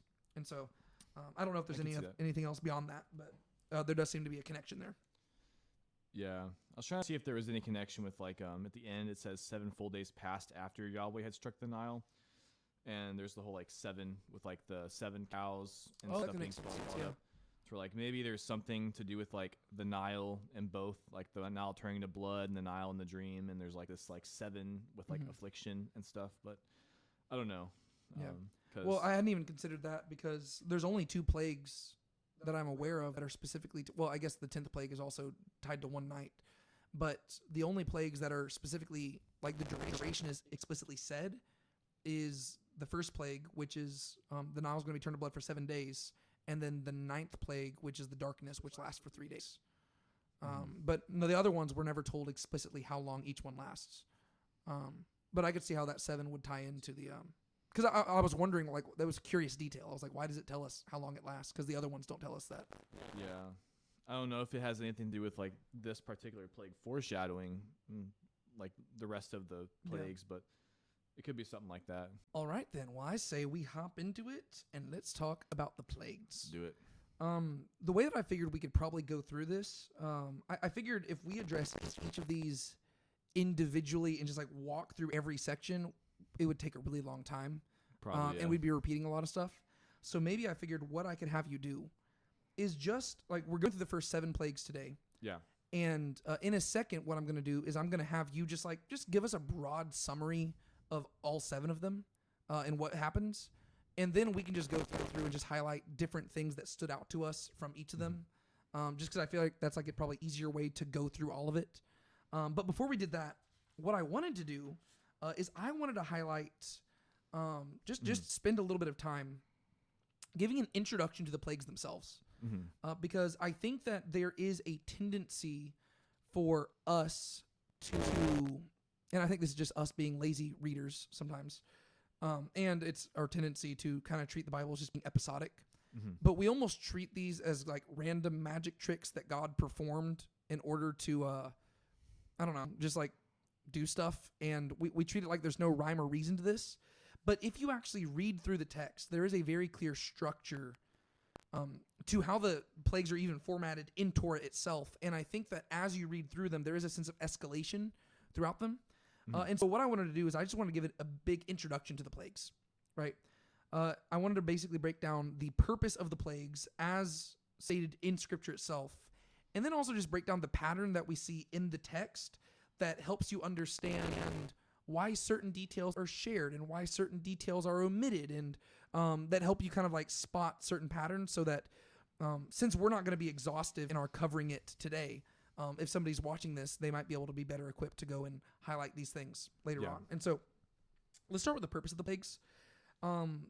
Like I said earlier on, there are several times throughout the text where God just outright says, I'm going to do this that you may know blank. And that is especially true when it comes to the plagues themselves. And so I figured we could just highlight some of those, right? If you go back to verse 5 in chapter 7, or let me even go back before that, verse 4, but Pharaoh will not hear you, and I will set my hand upon Egypt and bring out my hosts, literally it's my armies, my people, the sons of Israel, from the land of Egypt by great judgments. Then the Egyptians shall know that I am Yahweh when I stretch out my hand against Egypt and bring out the sons of Israel from their midst. So the first reason behind all these plagues is that God wants to show the Egyptians who he is. All right. Secondly, you jump down to verse 17. Right? This is going to be whenever Moses is standing before Pharaoh the first time before the plagues. Thus says Yahweh, by this you shall know that I am Yahweh. Behold, I am about to strike the water that is in the Nile with the staff that is in my hand, and it will be turned to blood. So not only are the plagues purposed to show the Egyptians who God is, they're also purposed to show Pharaoh in particular who God is. You jump forward a little bit later on, chapter 9, I believe it is, verse 14. This is where, this is going to be the 7th plague. It's the final one that we're covering today. It's the plague of hail. And God says this, for this time I will send all my plagues against your heart and amongst your servants and your people, so that you may know that there is no one like me in all the earth. Right? So here we see that God is specifically wanting to show that there is nobody like him. And so we shouldn't be surprised that a lot of the things that that God is doing here is specifically aimed at subjugating the other gods and showing that he is more powerful than all of them, if that makes sense. Yeah. You jump forward a little bit later, verse 16. But indeed, for this reason, I have caused you to stand in order to show you my power and in order to recount my name through all the earth. And so he is showing his power and he is showing his name. And so a big part of this story is that God is showing Egypt who he is. He's showing Pharaoh who he is. He is making it very clear there is nobody like him. And he is showing off the amount of power that he has, specifically in association with his name Yahweh. So that whenever you think of Yahweh, you think of these plagues. And so there's a reason why the later Bible will constantly call back to the Exodus. That's the point. The whole point of the Exodus is that this is the moment where God says, let me introduce myself, right? Pharaoh said, I don't know Yahweh. And Yahweh said, not for long, right? I'm going to change that. Yeah. And then that culminates, chapter 10, verse 2. This goes just beyond where we're ending today. But this is where God says to Moses before the 8th plague, come to Pharaoh, for I have hardened his heart and the heart of his servants with firmness, that I may set these signs of mine among them. And so your question will be, well, God, if your goal was simply for the Egyptians and for Pharaoh to know who you are, then why are you hardening their heart? Yeah. But then you go to verse 2, that you may recount in the hearing of your son and of your grandson how I dealt severely with the Egyptians and how I put my signs among them, and that you may know that I am Yahweh. And so the goal is not simply to show the Egyptians who Yahweh is. It is not simply to show Pharaoh who Yahweh is. It is not simply to set him apart from everybody else. It is not simply to show you how much power Yahweh has. The 5th reason is so that the Israelites would know who Yahweh is, right? And they are supposed to read their experiences during the Exodus into everything else that follows in the history, right? Because he's not going to be doing this all the time, right? Yeah. God is not going to be sending plagues every other Saturday. No, he is doing this in this one big moment to show them, this is who I am, this is how I love you, this is how you should expect me to take care of you. Keep that in mind, right? Yeah. And again, this explains why later on in Scripture, they're always going to be calling back to this event. Yeah. But then if you go even further, if you go to, I think it's chapter 12, which is well beyond where we're finishing today. In chapter 12, this is what God says. This is whenever he's preparing them for the Passover. He says, I will go through the land of Egypt on that night and will strike down all the firstborn in the land of Egypt, both man and beast. And against all the gods of Egypt, I will execute judgments. I am Yahweh. And so his purpose is mainly to disclose himself. Right now, there's a movie in theaters called Disclosure Day. I haven't seen it. I've heard it's But this is really the book of Exodus, or specifically these plagues. This is God's disclosure day, right? You might have heard that your fathers followed a God called, like Abraham, Isaac, and Jacob followed this God called El Shaddai. Well, my name is Yahweh, and I'm here to introduce myself and disclose to you who I am. And one way that he's doing that is by waging war against Egypt and their gods, right? And so what we basically see, the whole purpose of these plagues, is that God is going to demonstrate his glory. He's going to humiliate the other gods. He's going to free his people. And in the process, he's going to cripple their oppressors. Right? And this is just sending a message to everybody. There is nobody like Yahweh. He is above and unlike all the rest of the gods. He's not saying they don't exist. He's simply saying he's the one who made all things. And he is all powerful. And there's none like him. He is showing how much he cares for his people and how seriously he takes his covenants and how much he does not like oppression. And he is showing that he can literally humble an empire. And he can take the most powerful people in the world and put them on their knees. Keep in mind that there are two primary dates that people propose for the Exodus, right? Some suggest that it was in the 1400s during the time period of either Thutmose III or Amenhotep II. And others suggest that it was in the 1200s during the times of Ramses II. Both of those time periods, regardless of which one it is, those are during the New Kingdom of Egypt. And they're at the time periods whenever Egypt is at like the height of its power. Ramses II is probably the most popular pharaoh that the Egyptians ever had. Whereas Thutmose III, he was probably the most successful pharaoh ever had, and Amenhotep following after him. And so regardless of what we're dealing with the Egypt at the height of its power. And God says, I'm going to cripple you and put you on your knees, and you are going to beg me to do my will. And so that's really the purpose behind all the plagues. And so that's just worth keeping in mind as you read all of these.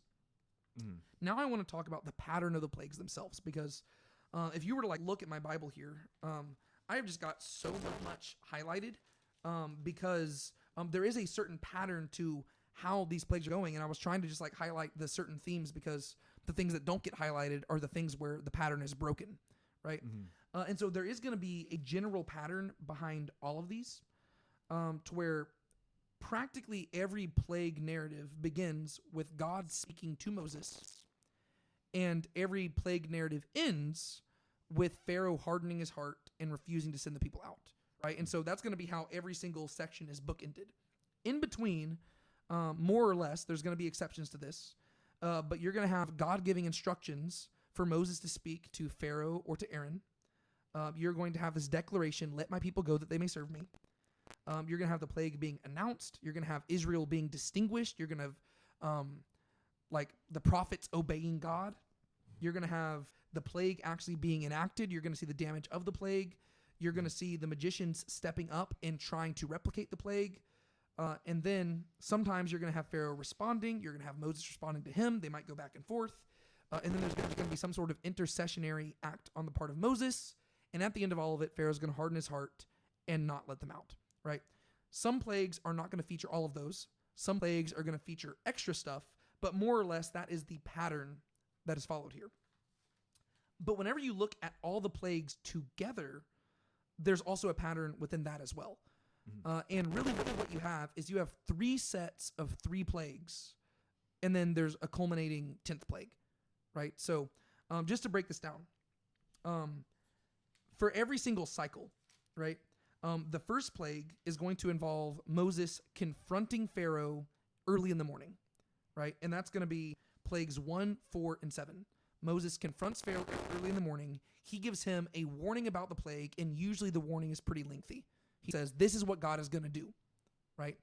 The second plague in each cycle, Moses gives Pharaoh a warning, but it's a shorter warning, and it's at an unspecified time, right? God will just say, go say to Pharaoh, but he doesn't say, go say in the morning. And so that's going to be plagues 2, 5, and 8. And then the third plague in each cycle, there's no warning given, and the account is very short and to the point, right? To where we do not read that Moses went to Pharaoh. We do not read that there was a warning. Instead, God just says to Moses, go do this. And it happens, and then it moves on, right? And so there is a very clear internal structure to this, to where you have go talk to Pharaoh in the morning, give a long warning. Go talk to Pharaoh, give a short warning. Don't talk to Pharaoh, just go do it, right? And that's going to happen 3 times. That's going to be, there's going to be 1, 4, and 7, 2, 5, and 8, 3, 6, and 9. And that all culminates in the 10th final plague, which is really just the culmination of all of it, to where there's going to be one big warning given. There's going to be a huge setup to where the Israelites are going to celebrate a feast in preparation of it. And then the 10th plague is going to be enacted, and that's going to be when the people are freed, right? But really there is like this 3-time cycle.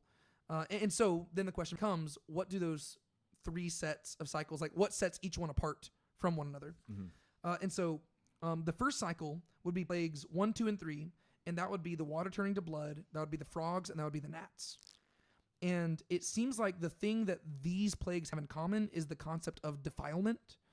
And these are the 3 plagues where the magicians are going to be at the forefront, right? So at this point in the story, God is attacking Egypt, but the plagues haven't gotten so severe that they're just being totally devastated, right? Right now, the plagues are just going to be minor annoyances that are really just more problematic to like everyday life than they are to actually crippling the nation. And so what we see in the first 3 plagues is that creation is turned against Egypt, and the magicians are progressively being exposed as powerless. So they're going to be able to replicate the first 2 plagues. By the 3rd plague, they say this is the finger of God. And they're going to disappear off the scene. And during these 3 plagues, Pharaoh is extremely resistant, right? That then leads us to this second cycle of 3 plagues. This is 4, 5, and 6. There's the swarms, there's the livestock, and there's the boils. And these are characterized by devastation, because what was once just minor inconveniences and annoyances now is escalated to something that is actually attacking the land and actually attacking the bodies of the people themselves, right? And so what we notice in this section is that God begins to distinguish the people of Israel, right? So in the first 3 plagues, we don't read about God setting the Israelites apart. Like, it seems to suggest that they were going through the same stuff. Whereas starting with plague 4 and 5, God says, I'm going to set aside this ocean. And God makes it clear these are not just it's not random bad luck. This is intentional acts of judgment, and it's targeted attacks against the Egyptian people. And so as a result, the magicians, because they failed at the end of plague 3, they are silent for most of these plagues, right? For the first 2 plagues, the magicians do not show up.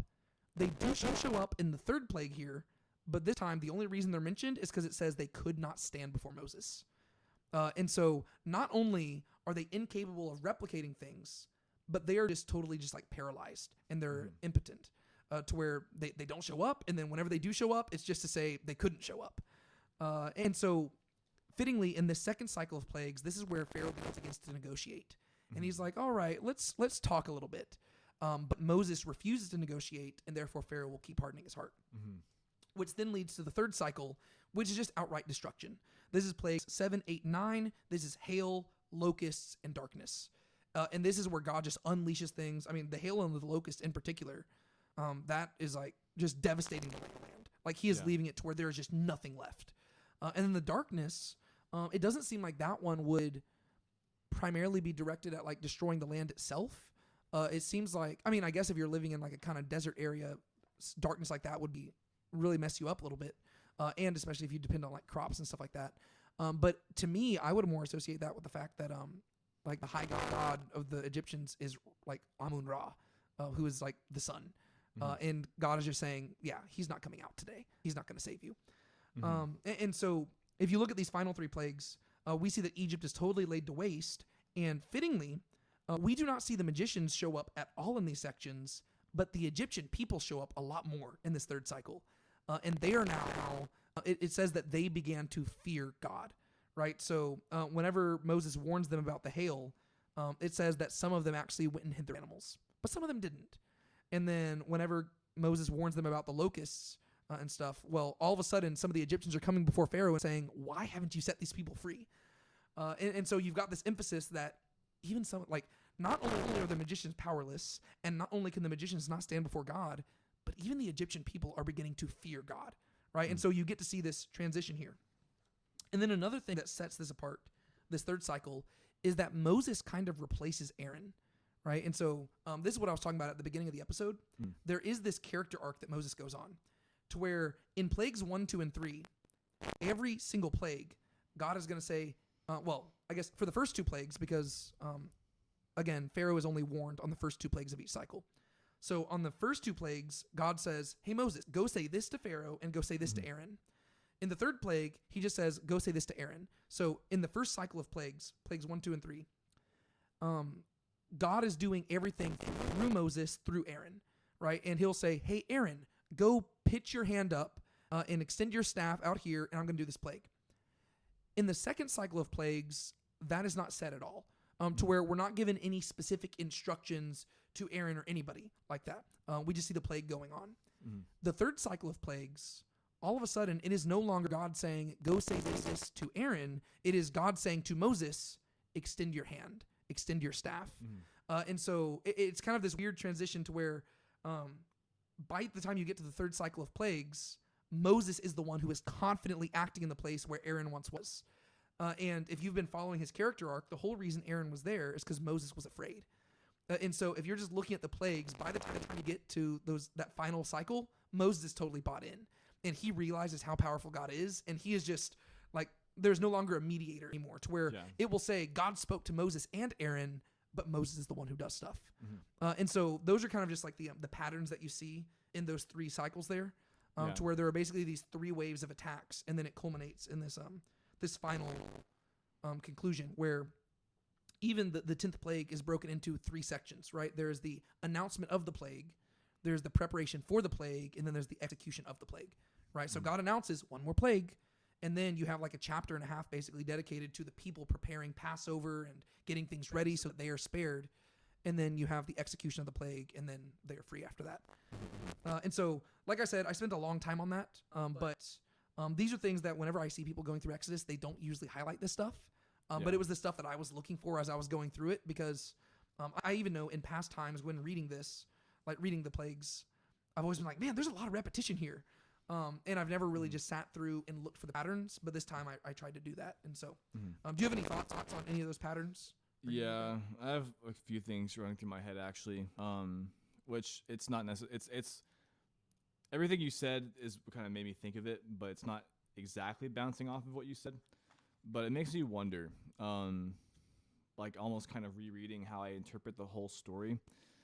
Because like you said before, the purpose of the plague is both it's kind of a multifaceted thing to where it's both sending a message to Egypt and also Israel. It also makes you wonder, again, if you're an Israelite reading this, it seems to also just give a general model of how God operates to where, like, how do I say this? Basically, as I was reading through the pattern of the plagues, I couldn't help but realize that this like cycle of plagues ending in like this ultimate thing, it really made me think that this is like kind of describes Israel's history. Like through like Israel's history post Exodus is essentially this cycle, the cyclical nature of like them falling into sin, and then after they've been warned, and then they go and they get afflicted.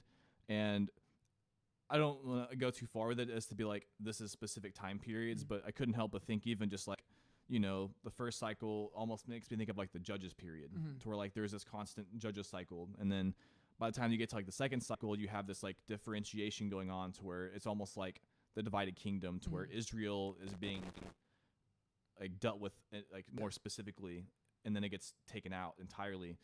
And then there's this like focus on Jerusalem ending in this eventual full exile, to where they even go through a couple cycles of that exile in and of itself, like different deportations. And to where we talked about this with Ezekiel, to where the imagery, even like with some of this imagery of like the hail and different stuff, it actually made me think a little bit of what we talked about with Ezekiel with like the destruction of Jerusalem, to where, I mean, that is probably a stretch, but it just makes you wonder, like, again, when you're reading this. We'll explain the connection with Ezekiel, just because they don't. you're Oh, talking sorry. about. Yeah, in the chapters we read with Ezekiel, there's this whole vision where Ezekiel is basically witnessing the destruction of Jerusalem. And I guess there's different things going on there to where there is this, God's glory in this chariot.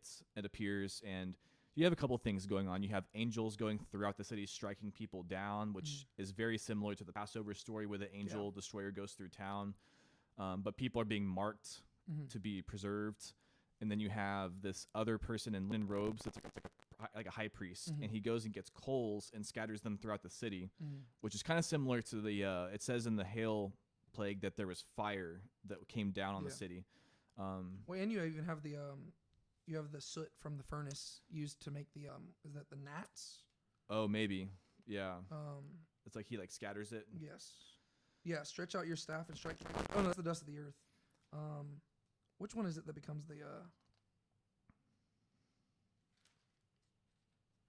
Oh, it's the boils. Right? Boils. Take for yourself handfuls of soot from a kiln and let Moses toss it toward the sky on the side of Pharaoh, and it will become fine dust over the land of Egypt, and it will become boils breaking out with sores. Okay. And then even by the end of it, you have this darkness, like plague of darkness, to where the idea is like, again, if you're making comparison to Israel, God finally just blinds them. Yeah. Like completely. He just blinds them Yeah. to where it's like the blindness before the destruction. Yeah. And that usually happens like the closer you get to the exile. And so, again, if you're like reading this a little more zoomed out, it seems like, again, this is just as easily a message to Egypt as it is Israel, to where, like how we talked about with Jeremiah, to where God says, look what I did to Israel, what I did to a Shiloh. Don't think I won't do it to the temple. Don't trust in the temple alone. It's like, it's almost like God is sending a message to the Israelites saying, this is how I deal with people who spark my wrath. Yeah. Don't trust in the fact that I chose you. Don't trust in the tabernacle and the Torah alone. Follow me, because this could just as easily be you if you incite my wrath. And so, because in both cases it's God's wrath from them spurring him. In this case, because keep in mind, Israel is not the only people God's made a covenant with. He made like with Noah, he made a covenant to all people. Yeah. And he said, I'm not going to wipe y'all entirely out, but I will judge you. And so it's like it's keep in mind that God does still have a covenant to everybody. Yeah. That kind of undergirds the entire thing. Like, so where, yes, he's made a specific covenant to Israel, but he's also made a covenant to everybody. And so, and again, he says, I'm showing Egypt who I am, but I'm also showing you who I am too. Yeah. So it makes the term saying, because again, it also made me think of it because just the way that God talks here is very similar to later on, to where God says, I'm going to strike them with plague, famine, pestilence, and the sword, which is almost the exact order of these plagues. Yeah. So that you may know that I'm Yahweh. And the thing is, of anyone in the world, Israel should know who Yahweh is. They know who he is technically. Well, they know on a very surface level, I know who Yahweh is, but they don't know who Yahweh is. And so God here, when God says so that they may know that I am Yahweh, it's a much deeper thing than just simply whenever he says I am the God of the Exodus, it's more than just I am the people who saved you. This is how I deal with the world. This is how I deal with people, the people I've chosen. This is how I deal with the people that have spurred my wrath. And so it's kind of an all-encompassing thing to where I just couldn't help but think that. But like even just the narrative, it is almost like the same cycle that Israel ends up going through. Well, the knowledge of who Yahweh is demands a response. And the response should be fear, right? You should be terrified, but also you should look at his character behind all this and realize that not everybody has to be afraid. Yes, you should fear before him because of how mighty and terrifying he is, but he cares for the people who are devoted to him, right? And even right now, the Israelites aren't fully devoted to him, but he's made a covenant to them, so he's going to take care of them. Yeah. And he's determined to use them to bring about his ultimate kingdom. And so I think that really is all part of this, to where you get to Deuteronomy, and he's going to predict to them. He's going to say, hey, if you keep my Torah, things will go well with you. If you don't, you can expect more or less what I did to the Egyptians. And I will kick you out of their land, and I will take away all the good things I gave you. And then you have, like you said, with Ezekiel, where Ezekiel shows up and he says, yeah, plague, pestilence, sword, and I will do all this so that you may know that I am Yahweh. And it's almost like in Ezekiel's time, God's like, you should have already learned this lesson, but since you apparently missed it, I'm going to teach it to you again. So right? To where it's like you were supposed to be in calculus, but since you're still learning your basic timetables, well, I guess I'm just going to have to go back and show you again. It's like almost even sadder if you think about like from like a relationship standpoint or like a marriage analogy. the way that it's almost like God got married to them, but by the end of the story, he's talking to them like he does. He's like pretending he doesn't know them. To where like he's talking to the Egyptians like an acquaintance, where he's like, "You're my enemy. I'm not gonna talk to you like my wife or something." Yeah. So he's like, "That you may know that I am Yahweh." And then you fast forward hundreds of years, and it's the same way that he's talking to the Israelites, to where like it's not the exact same, because there is also this like God also does talk like as if he has been like he is a husband that has been greatly offended, but it's almost like he's having to like withhold his feelings, and he talks to them like he's like just put this wall between them, to where he's back to like they're like acquaintances again. Yeah. Well, there's like that. There's the wall of separation, but also it's not that he doesn't know them; it's that they don't know him. Yeah. To where he's like, okay, apparently you still don't know who I am, so let me reintroduce myself. And I think that there is an element of truth to that. I mean, I know there's times where like this is like a thing, so it's not like this isn't just calling my wife out. I think a lot of girls do this because I see memes about it. We're like, where the girl will turn and say, "Do you still love me?" And like. Yeah. Like that's like just like it's a trend. But like there are times where my wife will say that. She'll be like, "Do you still love me?" And I'm like, "Yes." And like there will be times where maybe she did something that just wasn't the best thing, and she's like, "Do you still love me?" I'm like, "Do you not know who I am?" "Yes, of course I love you." But it's like, yeah. But to be fair to her, we only got married like a year and a half ago, right?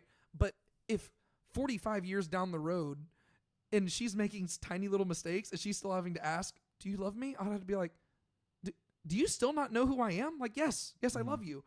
And again, with Israel, it's even more extreme, because God is far more loving than I am, and Israel is far more flawed than any of us could ever be. Like in regards to like a marriage, and it went on for a lot longer. And so God's like, how do you still not know who I am? Like by the time you get to Ezekiel, it's like, do you not remember like what I did for your ancestors? Like the only reason you exist as a nation is because I quite literally just like knocked Egypt to the ground and punched them until they were just like a bloody mess, and they basically begged you to leave. But Israel's just not they're not gonna get the message. And so but yeah, I could see how the repeated theme here, it's almost like, I don't know, like going to school once again. Like if the Exodus is supposed to be like Yahweh 101 and you're being introduced to him, well, it's almost like every set of 3 plagues is giving, like, you're learning the same lesson, right? But it's getting more and more intense to where, you're learning addition with plagues 1 through 3. You're learning multiplication with plagues like 4 through 6. When you get to 7 through 9, you're learning like some really complicated fractions and stuff like that, and you're introducing some imaginary numbers. And by the time you get to plague 10, you're in calculus. And you're fully learning who Yahweh is, but it's you're being introduced to him slowly but surely, and you're learning certain themes about how he does things. And if anything, it shows how gracious he is to Israel, because the trajectory you see with the repeated cycles here is that God starts off giving Egypt a very big warning, and then a smaller warning, and then no warning at all for each set of plagues. Whereas with Israel, it usually starts in reverse, like to where he'll give them the Torah, which is the most explicit warning I guess you could give. But after that, he'll let them sin for a bit, and he just won't warn them. And then he'll appoint a few prophets to give them a smaller warning. And then before things get really bad, he will send a bunch of prophets to really give them a lot of details. And so he almost does the reverse with Israel because of that covenantal nature, to where rather than him withdrawing his warnings, he's actually just like being like, no, guys, like, it's about to get bad, to where it shows you his love for them. Yeah, and I just was thinking also, even like the magicians and stuff, you can see that in the history of Israel too, with like the different like false prophets and like the other worship. Like again, the repeated thing throughout like the prophets and stuff is like, where are your gods? And so I mean that's kind of the question that God basically asked Egypt here, is like, where are your gods? To where they're not able to replicate what God does, and they're not able to really save them from what God does. And you see this in different instances, like with the whole like again with Elijah and like the Baal. The whole scene where there's a show off there, to where like God strikes the altar with lightning, but then you also just have like there's like the golden calf, and there's all these different things where there's even like the golden calf parallel, but yeah, like that's even a parallel, I'd say. Yeah, cool. All right, well, you want to go through these? Let's do it. Like I said, we'll try to go through these a bit quicker, just because a lot of them it's like there's a repeated theme. We'll just talk about what makes each plague really unique. And then I'm sure at the end we'll just talk about like some final thoughts and stuff. Yeah. It really does bother me that like all 10 of these plagues aren't just like one section. Like, I really wish that like this section began in chapter 7, verse 8, and then maybe just went through plague number 9, right? I understand doing the firstborn thing separately, but Yeah. it bothers me that we stop at 7, especially because it's organized in cycles of 3. And 7 is the first miracle of the 3rd cycle. So it's like it just cut off at such a weird place. Yeah. There are other places where I understand how they structured this. This one, it bothers me. So the first plague is the water being turned to blood. This is probably the most famous one. People will often point out that Jesus' first miracle is turning water to wine. There might be a little callback there. But is there anything in particular that stood out to you in regards to this miracle or this plague in particular? What was it? There was the thing that I thought was interesting was that it said the magicians did the same with their secret arts. Mhm. Like, I was trying to figure out what, like, is it saying that, like, did they just do like a little thing on the side? They'd be like, oh, we can do that too, or like, are they actually like turning their own river to blood as well? Yeah, like so I kind of love that it doesn't explain it because it just leaves you with the impression that it's like these guys are kind of incompetent. Like, sure, they accomplished something that seems to be miraculous, or like we don't know if it is miraculous or if it just gave off the appearance to be miraculous because again, it's just the idea of secret arts. Yeah. But what I love is that the most basic reading of it would be that like this isn't the flex they think it is. Because the whole point is that water turning to blood is not a good thing. Yeah. And they're like, but look, we can do it too. And it's like, if I was Pharaoh, I'd be like, okay, I'm not as concerned with you being able to turn the water into blood. I want to know if you can reverse it. And they're not able to do that because afterwards it tells us 7 full days passed after the Yahweh struck the Nile. So whatever they did, it was not reversing the process. It was simply replicating it, which is like, okay, sweet. Congratulations. You were able to afflict us even more. So it's like they apparently took whatever water was remaining and they turned it to blood and therefore removed even more healthy water for like to where it's like, okay, sweet. Again, not the flex you think it is. And so that did kind of stick out to me too, because it's just kind of an interesting detail. Yeah. Another thing, just really quick, was the phrase, where was it? I just saw it. Just the stench. Yes. So it shows up twice. If you go to chapter 7, verses 18 and 21, God says ahead of time, the fish that are in the Nile will die, and the Nile will become foul. Mm-hmm. And then once the plague is actually enacted, it says, and the fish that were in the Nile die, and the Nile became foul. And that language is the same. It's the same Hebrew word that we saw earlier. We talked about it in Genesis 34, whenever Jacob is saying, you have made me a stench to the people. Yeah. You've made me stink. And then the people said to Moses and Aaron, you have made us stink before the Egyptians. And now God, he's going to do it with these first 2 miracles, right? By turning the water to blood, he makes the Nile stink. And then whenever he produces frogs on the ground, he's going to make the land stink.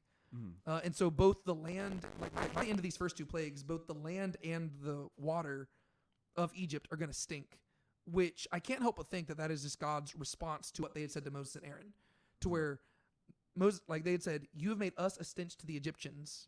And Moses went to God and said, what the heck? Like, how are we going to get Pharaoh to listen? You have made us a stench to the Egyptians. And God says, sit back and watch. And what does he do in the first 2 plagues? He turns Egypt itself into a stench.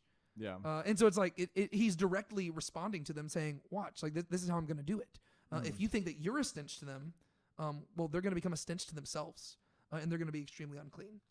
And so I found that kind of fascinating, and I can't help but think that's God's sense of humor peeking through. There are a few places where I find God being kind of humorous in this. Question. Why do you think it is that he does, like, what is the purpose of this first plague? Why is this what he starts with? Is God just like randomly just being like eeny, meeny, miny, mo? Like, why does he start with this and not with the frogs? Or why does he not start with the darkness?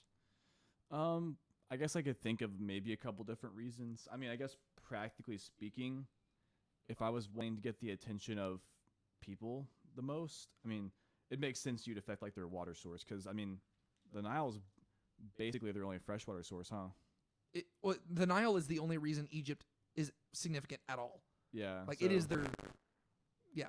I mean, it basically represents. I mean, I think even their word for I'm pretty sure their own word for themselves comes from like the word for river, which or maybe Nile means river. I can't remember, but yeah, like Egypt equals Nile River. So we're like, I guess it makes sense. Like you want to start with like the very thing that makes Egypt Egypt, and so if you're basically turning it to like uselessness, and then the things inside it are dying. I mean, even that in of itself is kind of like foreshadowing what's going to happen. Like I'm going to make Egypt useless. I'm going to like kill inside the people are going to be struck down. Yeah. Because this is something we take for granted nowadays because, I've got like water bottles right here and stuff like that. But ancient cultures, pretty much like almost every ancient culture that was ever anything significant was always founded along a river. I mean, Eden. Right. Yeah. Well, Eden was a well-watered place, right? You look at Assyria and Babylon, they're along the Tigris and the Euphrates, right? Egypt, the Nile River.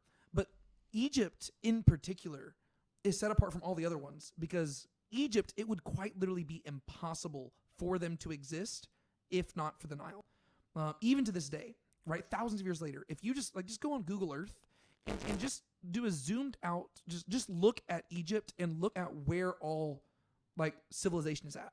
It's along the Nile, right? It's in the Nile Delta and then along the Nile because if you go anywhere to the west of that, it is just desert.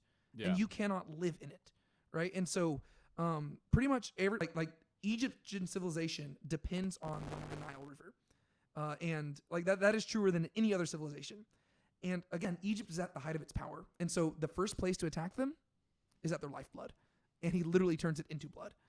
And I think that's kind of awesome. To where, I mean, we talked about how God is like waging war on their gods during this. And there are some people who like, they try to attach every single one of these plagues to gods. And I think that might be like overstating things a little bit. I'm trying to remember what the god of the Nile is the god Hapi. And some people have associated, this god attacking Hapi. I think it's a little bit more than that. Sure, he would be at the very least doing that. But if you just think about how much they depended on this, like this is devastating. And luckily it only lasted a week. If it had lasted longer than a week, I mean, this is the only plague that would have been necessary. It would have just like Egypt would not exist to this day if this had lasted longer. But this kills their transportation. It kills their water, like to where they don't have anything clean to drink.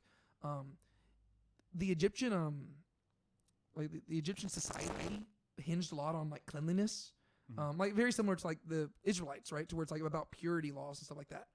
But if all the water is blood, you quite literally cannot be clean, which is also, it makes it funny whenever the magicians are turning the water to blood as well, because nobody like the Egyptian priests had a reputation for having even higher cleanliness standards than Levitical priests, to where they would like, I think I've heard like they would like shave their bodies like almost on like a weekly basis just to avoid all sorts of contamination, stuff like that. Oh, really? And they would specifically shave themselves to avoid insects, which is going to tie in a little bit later on. But so they had very high cleanliness standards. Yeah. But if the water's blood, you can't do anything. And so he is in a single plague, he is paralyzing their religious infrastructure, their economic infrastructure. They can do absolutely nothing. And so they're literally having to, it says that they're having to go dig holes other places, and like they're having to dig wells just to get some sort of water to drink. And so I think that's why he starts with that one, because it isn't entirely devastating right off the bat. It's more of an annoyance, but it sends a very clear message from the get-go that like he's powerful. It's true. And so I think that's probably why he starts with that one, because right off the bat you're like, oh, okay, this is wild. And so there's that one. But then again, it says the magicians of Egypt did the same with their secret arts, and Pharaoh's heart was hardened with strength, and he did not listen to them as Yahweh had spoken. There's going to be a phrase that we see repeated again and again here with Pharaoh's heart. Oftentimes we just translate it as Pharaoh's heart was hardened, but in Hebrew there are two different phrases that are used. One phrase is that Pharaoh's heart like held firmly or held strongly, and the other one is that Pharaoh's heart became heavy. And we don't need to talk about them all right now, but maybe at the end we can try to remember to talk about that. Okay. All right, that leads us into the second plague, which is the frogs. Anything that stuck out to you about this plague in particular? I think it's always the one that people laugh about the most, just because it just seems so random and funny. I don't know if anything stuck out to me more than just like, I guess, probably like most people wondered why frogs in particular. Yeah, so this is one where I would actually again, I'm usually more skeptical whenever people try to associate certain plagues with certain Egyptian gods, but this plague and then the plague of darkness are the ones where I'm probably more sympathetic to that idea. Yeah. Because the Egyptians did have I think she was a goddess named Heket, who is usually depicted as with a frog head. Oh, okay. So she was associated with frogs, and whether this was specifically towards the god themselves, like the deity themselves, I can't say. But at the very least, this is something where we have to consider the fact that Egyptians, they were a very different culture than we are.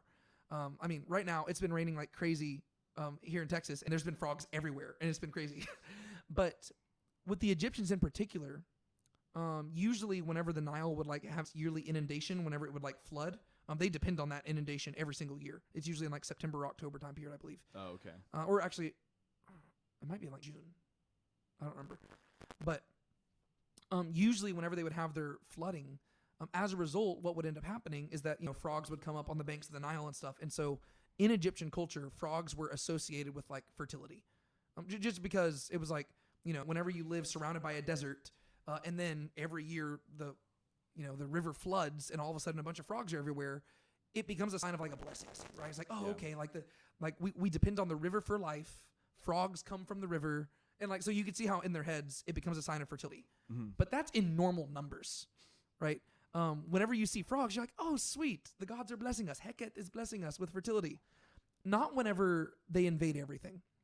And that's where I think what's going on here is that God is taking something that they would typically have a positive mental association with, and he's employing these frogs, kind of ironically, as his personal invasion force, to where if you think about it, yeah, the Egyptian army would travel along the Nile River, right? And that would be their place where they would travel back and forth and stuff like that, and they depended on the Nile for life.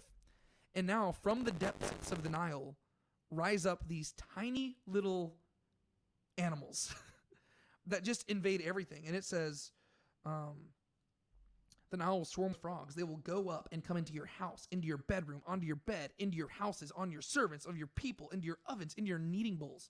The idea is that it's contaminating everything, right? Frogs, in their perspective, were good symbols of fertility from a distance. Frogs getting all over your stuff flips all of it, and again, it contaminates everything, and it defiles everything. Mm-hmm. And now, all of a sudden, they're opening up their kneading bowls, and there's frogs, and there's so it's almost like God is invading Egypt with the tiniest little soldiers, and those soldiers arose from the very river that they depend on. And so I do think that people typically find it kind of funny, because whenever we think of frogs, we just think of ribbit. Yeah, we just think ribbit. Yeah. Yeah, but I can see it, because it does say, "I will smite your whole territory with frogs." I assume it's the word "strike." Yes. And to me, the wording of and they will go up and come into your house and into your bedroom and on your bed. To me, that's the imagery of soldiers storming in houses, where it's they're gonna break your doors and come into your house, and they're gonna strike you or take you from there. Also wondering, this is a kind of a randomish thought, but because of the facts, if you go back to the beginning of the Exodus story, part of the fear of Pharaoh was the multiplying of the Hebrew people. Is it possible that there's even a connection there to where it's I'm trying to think how that would work, but it's almost representative of the growing of the Hebrew people, and them kind of because there's never really a point where the Hebrew people are in Egypt striking them down. It's just God striking them down. But so at the very least, what I would say is that the consistent message is that God is humiliating them, right? The reason why that Pharaoh rose up to he was afraid of them overpowering him, and so he took matters into his own hands and said, "Let's kill them, lest they rise up and attack us." Mm-hmm. And I think what we see with these first two plagues is that God is showing them, you don't have the power to do that. To where it's you think that you're the master of everything. You and keep in mind, even with the first plague, all of this started with them wanting to throw the children into the Nile, right? And so they made the Nile filled with the blood of innocent children. Mm-hmm. And so God says, I'm going to take that, and I'm going to basically, I'm going to turn that back on you. And so now the Nile is turned to blood. Their violence has been turned back on them. Yes. And so it's reversal, and that's going to bookend the whole thing, because in the same way, the 10th plague is going to be the death of their firstborns, just like they killed the sons of Israel. And so there is that, and I think that God is saying, you are not as powerful as you think you are. You think that you can kill the Hebrew people and throw them and fill the Nile with their blood? Okay, well, you're not even in control of the Nile. I will turn the Nile into blood so that you can't drink from it. Oh, you think you can stop my chosen people from being fruitful and multiplying? You can't even stop the frogs from multiplying. Like so it's like, I think like it might not be directly like the frogs directly correlating to Israel, but I think if anything, it's to humiliate the Egyptians even more. It's like, you think that you can stop God's holy people from fulfilling his purposes? You can't even control these tiny little ribbits from like invading everything in your house. Like, it's like you can't stop anything. Yeah. And you have this association with a few verses earlier where God specifically identified his people as his armies, right? If you go back to chapter 7, verse 4. His hosts. Yeah, Pharaoh will not hear you, and I will set my hand upon Egypt and bring out my hosts, my armies. And so Israel is the armies of God, right? Now you've got these tiny little frog armies who are invading Egypt, and they're powerless. And so if they can't stop the frog armies, how do they think that they can stand against the armies of the living God? And so I think that would probably be the connection there. I can see that, yeah. And so, again, since this is the second plague, this time we do have Moses going before Pharaoh, but he doesn't give as long as of like a preparation as he did before, right? This time he goes before him, and then again you have that repeated thing of go to Pharaoh, go to Moses, right? In plague 1, it said, Yahweh said to Moses, Pharaoh's heart is hard with firmness. He refused to let the people go. Go to Pharaoh in the morning and say this. And then you go down to verse 19. Yahweh said to Moses, say to Aaron, take your staff, stretch out your hand, right? And so then you get down to verse 20, and it says, Moses and Aaron did thus, and Aaron is the one raising up his staff and striking the water, right? So just same thing's going to happen in the second plague, to where Yahweh says to Moses, come to Pharaoh and say to him. This time, the time is not specified, but Moses goes and talks to Pharaoh. He gives a very short warning. And then verse 5, Yahweh said to Moses, say to Aaron, stretch out your hand with your staff. And then it says, so Aaron stretched out his hand over the waters. One thing I do find interesting, there's not a perfect correlation here, but early on, God says, stretch out your hand with your staff. And it says he stretched out his hand with a staff. Later on, God will say, stretch out your staff. And then it will specifically say he stretched out his hand. And it's just weird because like it usually does not say stretch out your staff, he stretched out his staff. And it does not say stretch out your hand and he stretched out his hand. It's usually stretch out your hand or your staff and he'll stretch out his hand. Like, I don't know what to do with that, but it is weird to where like it's almost like you cannot separate the staff from the hand. They are like, like how like people in like the military or like people in martial arts talk about how your weapon is an extension of your body. Yeah. It's almost like that's how God views the staff, to where it's like, really, the staff does not matter. It's the hand, and that's because God's hand is working through the hands of the prophets. But I just find that interesting. Yeah. The second plague is the first time where we really see a back and forth between Pharaoh and Moses, to where this is where Pharaoh finally says, entreat Yahweh that he may cause the frogs to depart. And Moses responds kind of sarcastically, and he's like, oh, well, sorry, if you're wanting me to ask God, well, why don't you just tell me when? And Pharaoh says, tomorrow. And Moses is like, okay, cool. And so he goes and he says tomorrow. And I think the purpose behind this is just to make it clear to Pharaoh that these are not just mere coincidences, right? If the frogs just disappeared, he might say, okay, well, that's not God. Whereas Moses says, tell me a time. Tell me a time and place. When do you want it done? Pharaoh says tomorrow. He says, okay, tomorrow it'll be done. And so it makes it clear, boom, this is God doing this. And all the frogs die, and as a result, the land is a stench. And so I do find that just kind of an interesting back and forth, to where there was something I was going to say about that, but I just find the interaction here between Moses and Pharaoh very intriguing, because it does seem like Moses is beginning to get more confident as he's seeing these plagues take place, to where he does seem to be responding more sarcastically to Pharaoh. And I just find that interesting. Anything else that stood out to you in that section?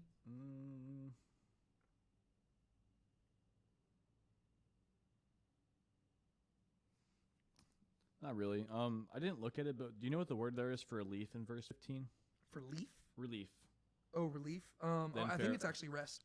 I think it's like Noach. Oh, okay. Where is it?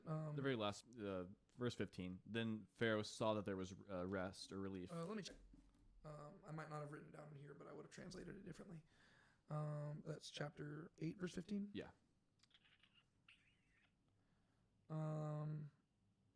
I translated it as relief, which means that it's not the word rest. So it's probably a word that this is the first time we've seen it. I believe. Okay. Actually, I'll look it up because now that I'm thinking about it, it might have been something different. But yeah, is there anything else that stuck out to you in that one? Not really.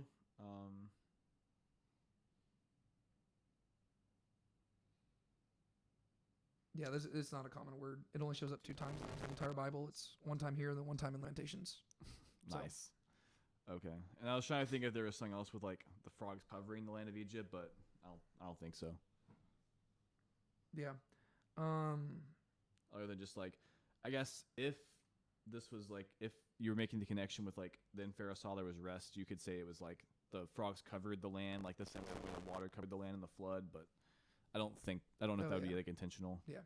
Even though by the end of it, like there is like this irony that frogs in Egyptian culture were viewed as symbols of fertility and life, but by the end, they're symbols of death. Mm-hmm. And they, like they're like the frog goddess was associated with fertility, but by the end of the story, like their streets and their kneading bowls and everything are just littered with the corpses of dead gods, which is like that's kind of a slap in the face. The Nile, their greatest resource, has turned against them, and now these frogs, which are supposed to be symbols of life, have become death that make their land stink. Mm-hmm. And so it is really a reversal of creation, to where they're filled not with a flood of waters, but with a flood of frogs. Yeah. Which then leads to the third plague, and this one's a lot shorter, right? It's only verses 16 through 19, and that's because there is no interaction between Pharaoh and Moses. There is no warning given. Instead, all we read is that Yahweh said to Moses, "Say to Aaron, stretch out your staff, strike the dust of the earth, it may become gnats." They did so. Aaron stretched out his hands against the staff. He struck the dust of the earth. They became gnats on man and beast. The word for man and beast here, the word for man it's not the normal ish, it's the word Adam, which is like going back to like Genesis chapters like 1 and 2, where you have Adam being named after that. And then the word for beast is behema, which is where we get the word like behemoth from. And so it seems like those are more... I couldn't really figure out why it used that term repetitively throughout the plagues, to where it'll usually like very often when it's talking in like broad categories, it's Adam and Behema, it's man and beast. Whereas whenever the word ish is used, that's the normal word for man, it's usually referring to like people in particular. Oh, okay. Whereas ish can refer to men as a collective, but for some reason it seems like Adam is being used as a collective for like all the people, and Behema seems to be it's using for like all the animals. But so what do you think about this plague? Anything sticks out to you? I was trying to think if there was something here with like the whole dust of the earth, just because I thought it was kind of stuck out to me. What is the word for dust? Yeah, I don't believe it's the same word, because I'm pretty sure I translated this as powder, because I was trying to distinguish it from the normal word for dust, like the word that we see in like Genesis. I will check, but yeah, this is a different word. Actually, no, it's not. Somewhere else it uses. I think it's probably I think that again I'm getting this mixed up with the hail. Yes, and maybe it's the hail. The boils. Oh yeah, boils. I believe.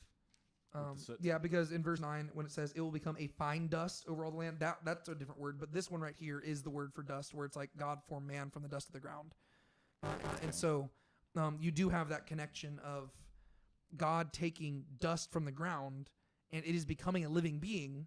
And quite fittingly, this is the first miracle where the magicians cannot replicate. Yeah. Because they cannot produce life from the dust. Only God can. Mm-hmm. Yeah, and say it is definitely worth noting that they can't. This is the first one they can't replicate. Yeah. Well, and because the magicians would be best understood as priests, probably of other gods. Mm-hmm. And so, whereas Moses and Aaron, who are functioning as God and the prophet, they are able to produce life from the dust. The priests cannot do that, and the magicians cannot do that. And keep in mind, they're not creating humans from the dust like God can. They're creating gnats, just like these tiny little gnats. And this is where the magicians they draw the line and they say we can't do this. Yeah, and they specifically say it's the finger of God. Yes. Which I don't know if that's significant, but just like specifically like the finger, where it's like God like touched the ground and like he put the like life into him. Yeah. Well, for us, it would call, like in Torah at least, it calls back to Genesis where he formed man out of the dust of the ground, to where it's not, he's not just speaking it, he is doing it with his own hands. And they're looking and they're like, this is God's touch. This is beyond us, basically, is what they're saying. And I've always kind of liked that. And this goes even further because, like I mentioned earlier, Egyptian priests and magicians and stuff were hyper fixated on cleanliness. And like I said, they would shave their entire bodies to avoid insects. And now what we have here are just endless gnats constantly bothering them. And what it's doing is it's rendering them perpetually unclean, to where they cannot even function in their capacity as priests and magicians. Which could also further explain why they can't replicate this, because like not only can they not produce life, but they can't even ward off what God has done in order to allow themselves to function in a ritually clean capacity. Yeah. Right? So like I think the implication would probably be that even if some other God was able to actually produce life from the dust, they wouldn't be able to present themselves in a pleasing manner to that God to actually get the God to listen to them. Yeah. To where it's like, that's how powerful God is, that he has just totally just cut off their religion. He's like, you are not a priest anymore, and you are not a magician, and you are just a normal man. And so just go hang out with normal people. And so I find that one very fascinating. Yeah. Anything else you want to highlight about that one? Not really. I don't think so. I'm trying to think if there's anything else I wanted to say. Yeah, I think the main thing there is that,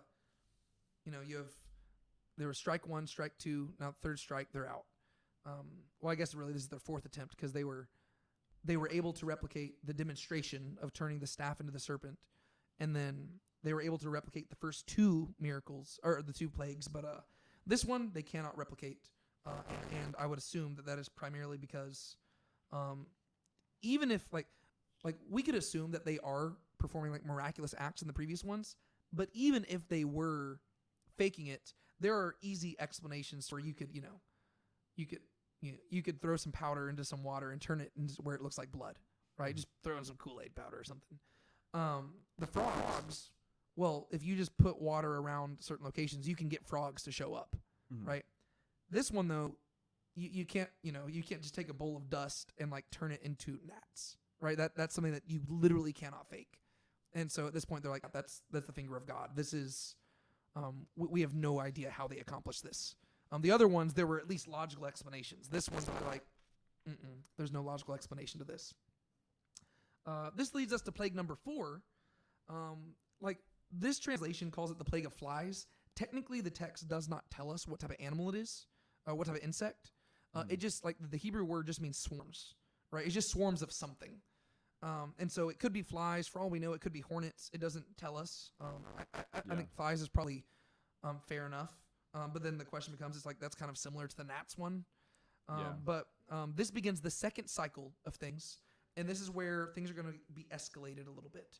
The magicians are no longer present. God is no longer saying, hey, go say this to Pharaoh and say this to Aaron. Now you just have really just Moses versus Pharaoh here. And so anything that stuck out to you about this plague?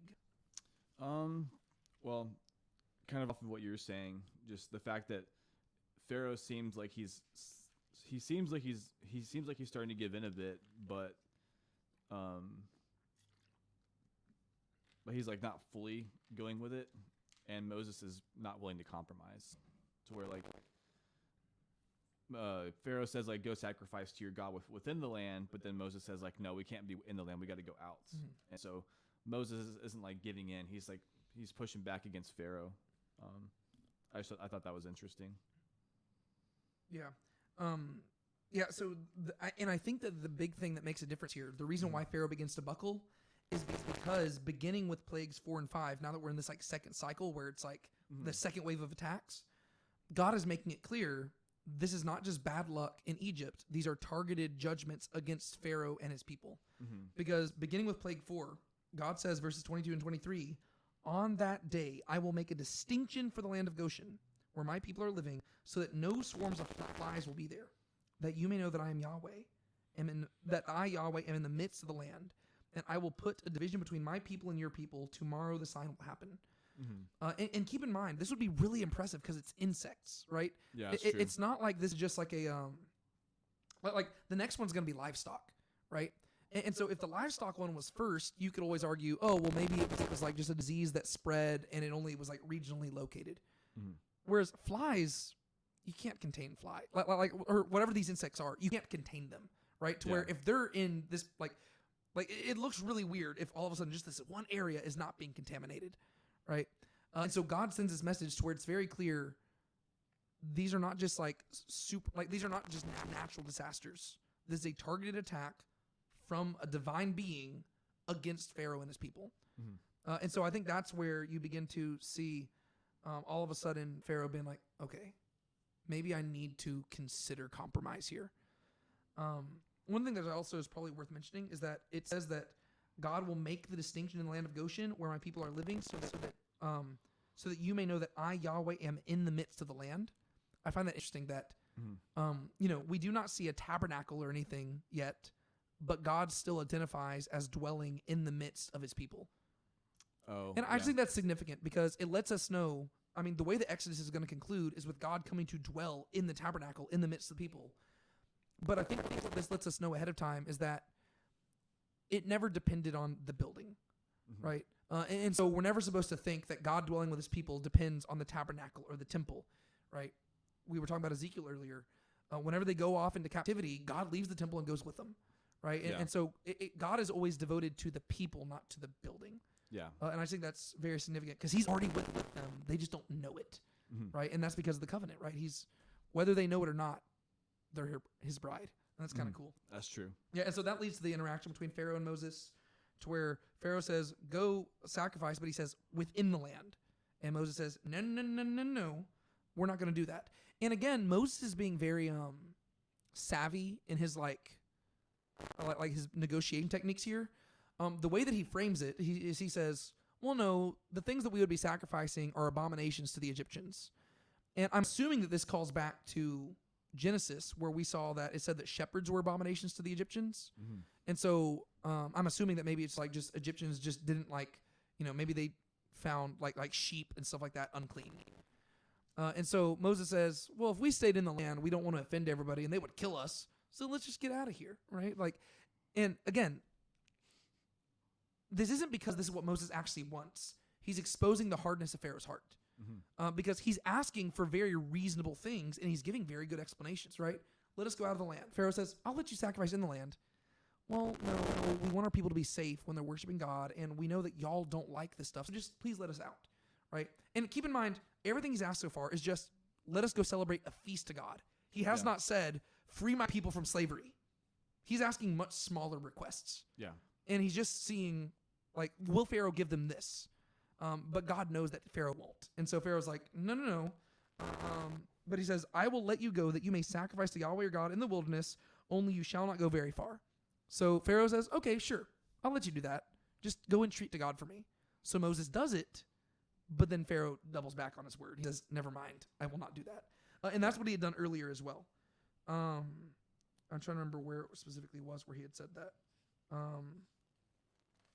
Back in chapter 8, verse 8, during the second plague, he had said, go entreat to Yahweh, and I will let the people go that they may sacrifice. So what we've seen is that Pharaoh sounds like he's wanting to negotiate, but in reality, he just wants to be delivered, and then he's going to double back and not do anything, which is very intriguing to me, because this means that Pharaoh recognizes that Moses and Aaron do have power. And that means that to a degree, he acknowledges that their God is real, and he is doing these things. But he's just so proud that he does not care, to where he wants to manipulate. I mean, I guess this could just say a little bit about how pagans kind of viewed the gods, right? I guess that in general, they didn't really view the gods as being that personal. And it was really just about appeasing the gods. And so he says, okay, well, hey, you just go do whatever you need to do to make God happy. Sure, if yeah, I'll let you go free. And really, it's just about getting what he wants. And then once he feels that Yahweh has been appeased, he's going to, reverse his word. And he doesn't realize that the God of Israel is a God of his word, right? That's probably something that's being revealed here as well, that sets God apart from like the pagan gods. This actually, I hadn't really thought about this, but I've been recently reading Tom Holland's book, not Spider-Man, but the historian Tom Holland. I've been reading his book Dominion, which is about like church history. And one thing he highlighted that I just kind of took for granted is like the notion of a divine being making a covenant to humans is pretty wild. Like that most pagan religions would not have ever even considered or entertained the thought of that. And I think that could be kind of what's going on here, where when you look at pagan religions, it's all about just, you sacrifice to the gods, you appease them, and you just move on. And so it seems like that's probably how Pharaoh's functioning here, to where he just thinks as long as you appease Yahweh, you can go back on your word and not actually do anything for the people, because God doesn't actually care about the people, right? It's just about, just go give sacrifices to him or something like that. Mm-hmm. Whereas what Pharaoh does not understand is that this is a God who does care for his people, and he did make a covenant to them. And so regardless of how Moses entreats Yahweh, that's not what God, God, literally, Moses isn't even giving sacrifices to God. He's just talking to God, and God, releases the plague, right? And so, really, there's nothing happening here that's appeasing Yahweh. It is simply God relenting, but he's still determined to free the people. And it seems like that's probably where, the disconnect is happening with Pharaoh, I'm assuming. I can see that. To where I think that he's probably just treating Yahweh like another pagan god. Just make him happy, and then, once Yahweh releases the plague, he's like, okay, I'm just going to double back and not do anything. I'm not going to release the people because he just probably presumes that God will not care. But then God visits another plague, and he's like, oh, maybe he does care. All right, anything else with plague number 4? I don't think so. All right, plague number 5, the livestock. This is the second plague of the second cycle. What do we see happen here? Anything that sticks out to you? Well, it's just he kills a lot of the livestock, but he also does, again, he makes a distinction between Israel and Egypt's livestock. And so kind of like the fly, the swarms, he makes it very targeted. And this is one of the this is the first time where we actually get to see Pharaoh examining the evidence for himself. To where at the very end of the plague, it says, and Pharaoh sent, and behold, there was not even one of the livestock of Israel dead. To where, again, it says that he hardened his heart, but right here he's like, that's weird, right? He actually, it seems like he went out, or at least he sent people out to check this and verify it, and sure enough, the Egyptian livestock are dead, but Pharaoh's are not. And he's like, that is intriguing. And so it basically confirms what God had already said. And so, let me see. One thing I wanted to highlight, I don't know what to do with this, but another consistent pattern we see with the different cycles of plagues is that the second plague of each cycle begins with, how I highlighted, the first plague of each cycle, Moses offers a lengthy warning in the morning. Mm-hmm. The second plague of each cycle, Moses offers just a general warning. And then the third plague, there's no warning at all. Mm-hmm. Another interesting detail about the second warning in the second plague is that every one of them deals with Pharaoh refusing to let the people go. So if you look at plague number 2, it says, but if you refuse to let them go, behold, I will smite your whole territory with frogs. If you go to plague number 5, if you refuse to let them go and to continue to hold them, behold, the hand of Yahweh will come in a very heavy pestilence on your livestock. And then if you go to plague number 8, I believe it is, which we're not going to be covering this today, but it says, for if you refuse to let my people go, behold, tomorrow I will bring locusts into your territory. And so I just think it's interesting that the second plague, it keeps using that same phrase, refuse, which just reemphasizes the pattern there. But anything else you wanted to highlight in regards to the plague of livestock? This is a relatively short one, so there's not a whole lot to say about it. But it's pretty straightforward. I'm sure there's probably things you could say. I mean, it does say that Yahweh also set a definite time. I guess that's the first time that he's done that. The other time it was when Moses invited Pharaoh to set a definite time. Mm-hmm. Well, and there's this repetition of the word tomorrow throughout all of this. It doesn't show up in every plague, but it does show up quite a bit. It's always like, tomorrow this will happen, tomorrow this will happen, tomorrow this will happen. Mm-hmm. And we're not explicitly told how long each plague, takes and stuff like that. It's true. I guess one other detail about this. Just the second cycle of plagues, like I kind of highlighted, they're all about like devastation. And so you get to see the greater toll that this is taking on the land itself. And so It's true. now you actually have the animals of Egypt falling over dead. And that doesn't just affect food. That also affects, if you think about like the Egyptian military, they depend on horses. So the idea is that there's just, like, this is where they're actually beginning to feel the pain of what's going on. Prior to this, a lot of them were just more nuisances and annoyances, but now it's like, oh, this is actually beginning to cost us severely.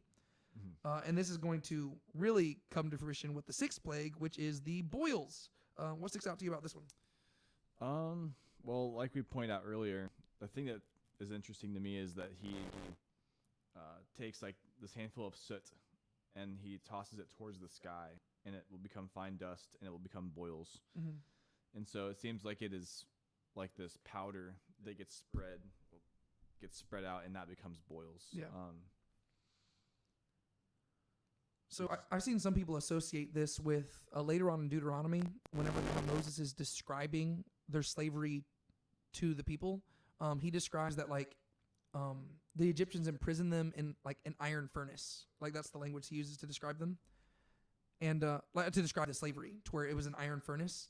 And so some people have actually like connected this to that, to where it's almost like they are metaphorically revisiting their affliction upon their heads, to where the Egyptians put Israel through an iron furnace of slavery. And so now Moses reaches into the furnace and he takes soot and casts it over the land of Egypt, and it becomes boils on them. So it's like they're getting a taste of their own medicine. Which is fair, because we've already talked about with some of the other plagues, to where it's like their afflictions and everything, their deeds are being turned back on them, which is kind of a big deal, considering like that's kind of a thing that God always does with people, is he kind of returns their deeds back on their heads. Yeah. The same thing with Israel and with us. Yeah.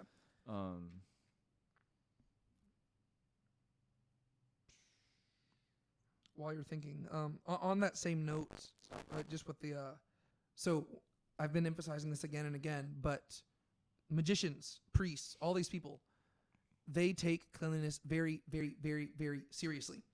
Mm-hmm. They show up again in this one, right? They showed up in the first three plagues.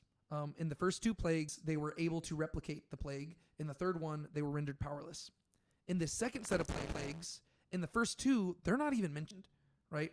In the third one, they are mentioned, but it's in a weird way, because it specifically says the magicians could not stand before Moses because of the boils, for the boils were on the magicians as well as on all the Egyptians. And so it specifically brings them up to mention that they could not actually show up at all. And I find that intriguing, but I think it ties into their cleanliness rituals, right? To where not only are they have they been proven to not be powerful enough to combat this god, but they are now so powerless that they can't even stand before the god's prophet.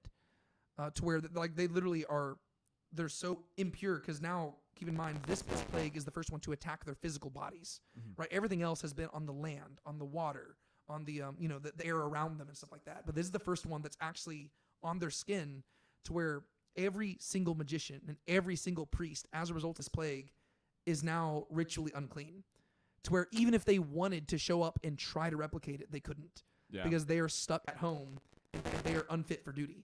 And so now all of a sudden it's just Moses showing up before Pharaoh and stuff, and there's no magicians to help out. And so we can almost imagine that they were there for the fourth and fifth plagues, they just weren't mentioned. Whereas they're brought up in this one, and once again, it's in the context of defeat. Yeah. So the third, the final plague of each cycle results in the magicians being defeated in some way. In the third plague, they could not replicate the plague. In this one, they can't even stand before the prophet. So, anything else you want to highlight about that one? I don't think so. All right.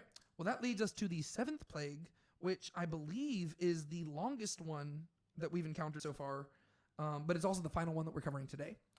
And so, what happens in the plague of hail, and is there anything that sticks out to you? Well, the main thing that actually happens as far as the plague is that he basically just sends, I think it's specifically thunder and hail. So it's this thunder and hail and fire, which the fire is probably the lightning. Yeah. But yeah, he just rains like hail, so probably some kind of like stones. It just rains down on the land. Yeah. One thing that I found kind of interesting, just as I was translating this, is that I don't know if this is true throughout the entire Bible. There might be another word for thunder, but the word for thunder throughout this passage is just the word for voice. And so whenever it says God sent forth thunder, it's that God sent forth his voice. And then later on, it says when like Pharaoh responds, I believe it is, verse 28, it says, entreat Yahweh for God's thunder and hail are too much. But technically what it says is entreat Yahweh for the voice of God and hail are too much. And I just love that. Like, again, it is talking about thunder, but I love that, like, in the Hebrew mindset, thunder is the voice of God. Because that makes sense, right? Because, again, like, whenever you look at, like, in the ancient world, when you look at the most powerful deities, they're all depicted as storm gods. Whether you're dealing with Zeus, Jupiter, Baal Hadad, right? Like God himself, they're all depicted as storm gods. The difference is that Yahweh is the God of all gods. So not only is he a storm god, he's the God of everything. Yeah. But he is often depicted as riding on a storm cloud and stuff like that. And so I find it kind of fitting that thunder is viewed as the voice of God. And it was actually really cool while I was translating this.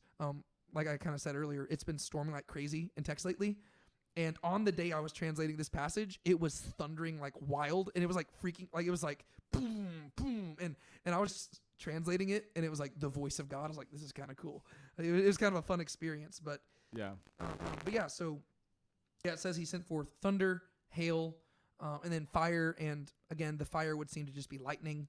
There have been some people who have like depicted this as like meteors, where it's like these giant balls falling from the sky, cloaked in fire. I think that fire is just like lightning. That's my interpretation of that. Yeah. A few things that kind of stick out here is that since this is like introducing us into this third and final wave of plagues before the 10th plague, this one is where you really do feel things are like stepping up a little bit, to where before we even get to the plague itself, God speaks to Moses. And he sends him before Pharaoh to give his like warning. This is the only time where it doesn't say go stand by him while he's out by the water, right? So in the first 2 cycles, Pharaoh was out by the water whenever Moses approached him. This time he's not. I'm assuming that's because Pharaoh is covered in boils, and so he is just no longer able to go out to the water. Yeah, I could see that. And so Moses gets up, he goes before him. And we actually get to see a lengthy condemnation that God raises against Pharaoh. That really, it kind of sets it apart. Like this is one of the places that's not really highlighted in this section because it doesn't fit with the pattern. So it says, for this time I will send all my plagues against your heart and amongst your servants and your people, so that you may know that there is no one like me in all the earth. For if by now I had sent forth my hand and struck you and your people with pestilence, you would have been wiped out from the earth. But indeed, for this reason I have caused you to stand, in order to show my power and in order to recount my name through all the earth. But still you exalt yourself against my people by not letting them go. And so this is where God just outright condemns them. But in the midst of the warning, this is also the first time where God gives explicit instructions on how they can like avoid full damage. To where in the midst of all of this, God says, about this time tomorrow, I will rain down heavy hail. And in verse 19, he says, so now send, bring your livestock and whatever you have in the field to safety. Every man and beast that is found in the field and is not brought home, the hail will come down on them and they will die. And so this is the first plague where God has just given them a heads up. And that's probably just God's mercy, right? He has already taken out a good portion of their livestock. And now he's about to send down pretty big hail that will take out another big portion of their livestock. And so he mercifully says, this is what's going to happen. It's going to happen tomorrow. If you don't want to be totally destroyed, bring some of your stuff inside. And what this is setting up is a thing that we see in this third cycle of plagues that we did not see in the previous ones. And that is that some of the Egyptians are going to fear God, right? And so, again, when you look at the 3 cycles, you see this transition, right? First cycle of plagues, the magicians are actively fighting against God. Second cycle of plagues, the magicians don't even show up until it just tells us they could not stand before God. This third cycle of plagues, the Egyptian people in general are beginning to think, hey, maybe like we should just listen to God. So it says in verses 20 and 21, the one among the servants of Pharaoh who feared the word of Yahweh made his servants and his livestock flee into the houses. But he who did not consider in his heart the word of Yahweh left his servants and his livestock in the field. And so we get to see that the Egyptians are kind of split, right? Some of them are like, maybe we should listen to this Yahweh guy. He seems to kind of be the one in charge here. And so they are actually fearing him. But then there are some who do not fear him. Whereas in the plague that we start with next week, we're going to see that all the advisors of Pharaoh are like, dude, just send them out. Like it's gotten bad, right? Yeah. What I thought was interesting about that verse, actually, I mean, verse 20 says those among the servants of Pharaoh who feared, but and 21 just says, but he who did not consider in his heart. But the language in those 2 verses, it almost sounds anachronistic, to where it says like they feared the word of Yahweh, and then who did not consider in his heart the word of Yahweh. That sounds like Israelite vocabulary, like, if that makes sense. Like, usually whenever you think about like, hearing the word of Yahweh and like considering the word of Yahweh in your heart, that's like later Torah, like the Mosaic covenant and like Deuteronomy and the prophets and stuff. You don't usually think of like Egyptians hearing the word of Yahweh in their heart. Like that seems, it almost feels anachronistic in a way. Yeah. Kind of like the Abraham thing, where like Abraham did all his commandments and his like statutes and stuff. Well, and I think that makes sense because keep in mind, Torah, as much as like, while the events of the Exodus were to show Egypt who Yahweh is, Torah is not being written for the Egyptians. It's being written for the Israelites. Mm-hmm. And so, because like, it is all like the purpose of the Exodus is not only for the like for God to demonstrate his glory to the present generation, as he specifies later on, it is so that Israel can pass this along to future generations. Mm-hmm. And so I don't think we should be surprised here that like the way that Moses frames it is in a way that sounds like, well, hey, that's the decision that an Israelite has to make every day. Will they take the words of Yahweh to heart or will they not? And the question becomes, well, which one worked out for the Egyptians, right? The ones who actually took Yahweh's word to heart, well, some of their livestock survived. The ones who didn't, their livestock died. And so if you're an Israelite, you're like, maybe I should listen and hear Yahweh. So I think that does kind of make sense. It could also be, we've talked before about how the standards for Gentiles can also be a bit lower sometimes because they don't have like they didn't have like a specific law, which I guess the Israelites still don't have their law yet. But we've talked before about how there's kind of like he kind of has I don't know if lower standard is the right word, but I guess lower / like simpler standard, to where like it seems like the only command they have to go off of is just bring your livestock inside, and it's like that's all they have to really do. But in that sense, they're still showing that their faith they're putting in God. Yeah, well, and I think that's what it is, right? Because it's like they're not given like, hey, if you do all these things, you'll be my chosen people. All they're told is, hey, this is going to happen tomorrow. Might want to bring your stuff inside. And the question becomes, is do they trust God's weather forecast, right? Yeah. Like that, like, you know, if I go on the news and they tell me it's going to rain tomorrow, well, then I probably should not, like, you know, take the top off my Jeep and leave it like that overnight. You know, if I do that, it shows that I don't trust the weatherman. If I do, it shows that I took his word to heart and I said, you know what, I'm going to plan accordingly.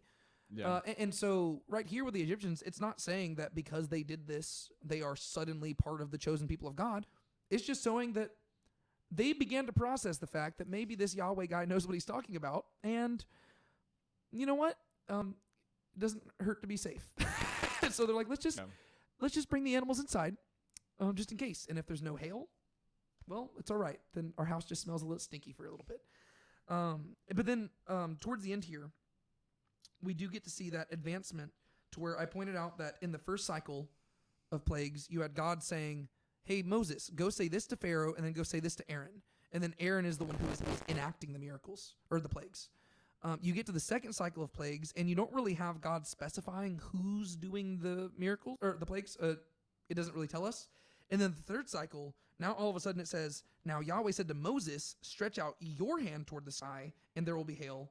Verse 23, so Moses stretched out his staff toward the sky, and Yahweh gave thunder and hail. And so now, by the time you get to this third cycle, Moses is in the place of Aaron. And he is now the one who is just out there fully doing all the stuff, to where you get to see that Moses has been on his own character arc throughout this. And he is finally fully bought in, and he is fully like the full-fledged prophet of God who is all about this journey, to where he realizes what's going on here. And then it tells us that only in the land of Goshen, where the sons of Israel were, there was no hail. And then you get this back and forth between Pharaoh and Moses. Pharaoh sent and called for Moses and Aaron. He said, I have sinned this time. So for the first time, he actually admits, I have sinned. Yahweh is the righteous, and my people are the wicked. Entreat Yahweh, for God's voice and hail are too much, and I will let you go, and you will not stay any longer. How does Moses respond here? He says, as soon as I go out of the city, I will spread out my hand to Yahweh. The thunder will cease, and there will be hail no longer, that you may know that the earth is Yahweh's. But as for you and your servants, I know that you do not fear Yahweh God. Yeah, So it's like, he knew what was in their hearts. It was like the whole, like, it's kind of like whenever Jesus says, like, or when it says, is it easier to, like, are you talking about the story with the paralyzed guy? Whenever Jesus knows what's in their hearts? I was thinking of the one where it says something like, I don't want to say it's that they trusted him, but he didn't trust him. John chapter 2. After, like, when Jesus is at the temple, and it says that many of the people saw these signs and they believed in him, but he did not entrust himself to them because he knew the heart of man. Mm-hmm. Yeah. It's kind of like that. So Moses is like, okay, you're just telling me what I want to hear. Yeah. Right? You're saying that you've sinned, but you're just saying that because, again, Pharaoh, he doesn't understand that God knows the heart, right? Another thing worth highlighting, I think the sixth plague is the first time that we actually read that God is the one who hardened Pharaoh's heart. So it's no longer just Pharaoh doing it. God is helping him along the journey there. So Moses tells him, no, I know that you do not yet fear God, and so we are just getting started. Because keep in mind, 7 is a good biblical number. We could have stopped at 7, but he's like, no, we still got a few more to go. But Moses does go out. He does appeal to God, and God does remove the stuff. And then Pharaoh hardens his heart again. But there is one question I've got for you real quick, and you might not have even paid attention to this. There is a weird detail that is just like kind of just put in the middle of this section, and it's so out of place that the text, our translation just puts it in parentheses. Verses 31 and 32. Now the flax and the barley were struck down, for the barley was in the ear, and the flax was in bud. But the wheat and the spelt were not struck down, for they were late ripening. Do you have any idea why that might be included?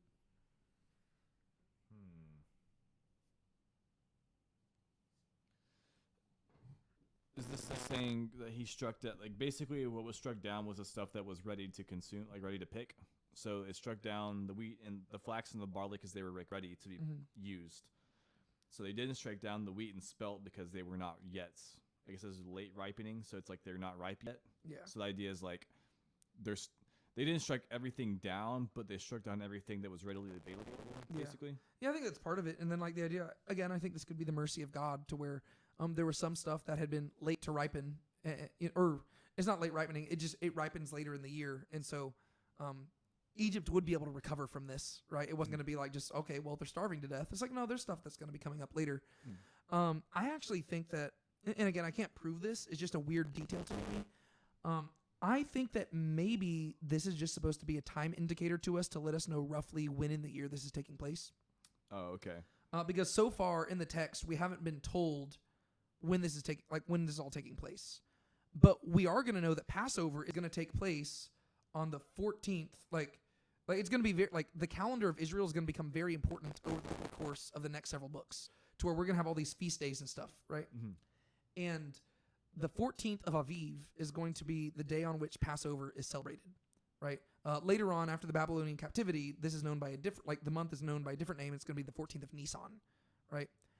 And the word right here, it says the flax and the barley were struck down, for the barley was in the ear, And the word for in the ear right there is the word aviv. And so it literally says, for the barley was aviv. And that's because basically the like aviv in Hebrew, according to the original calendar, aviv is the first month of the year, and that's because it is the time of the spring harvest. And so even if you go to modern Hebrew, like whenever you got the 4 seasons, like spring, summer, fall, winter, the word for spring is aviv. And so I think that this might just be like, there might be something more to it than just that. But to me, it seems like it's just a time indicator because we are now in plague number 7, and it is telling us, hey, it was Aviv, right? Like it was around that time. So now we're dealing with like middle of March. It's around the spring equinox, basically. Okay. And so it's just letting us know, like if you're a Hebrew person who is reading this later on, and you know that Passover takes place on the 14th of Aviv, then you're reading this, you're like, oh, we're getting near the end. You know, it's like, so basically you're saying we're 2 weeks from being freed from slavery. Like you know what I mean? To where it's like, you know, if I was like telling my I don't know, like if I'm telling you the fact like, oh yeah, America is celebrating its 250th year anniversary, you know, this year, and I said it is currently June 22nd.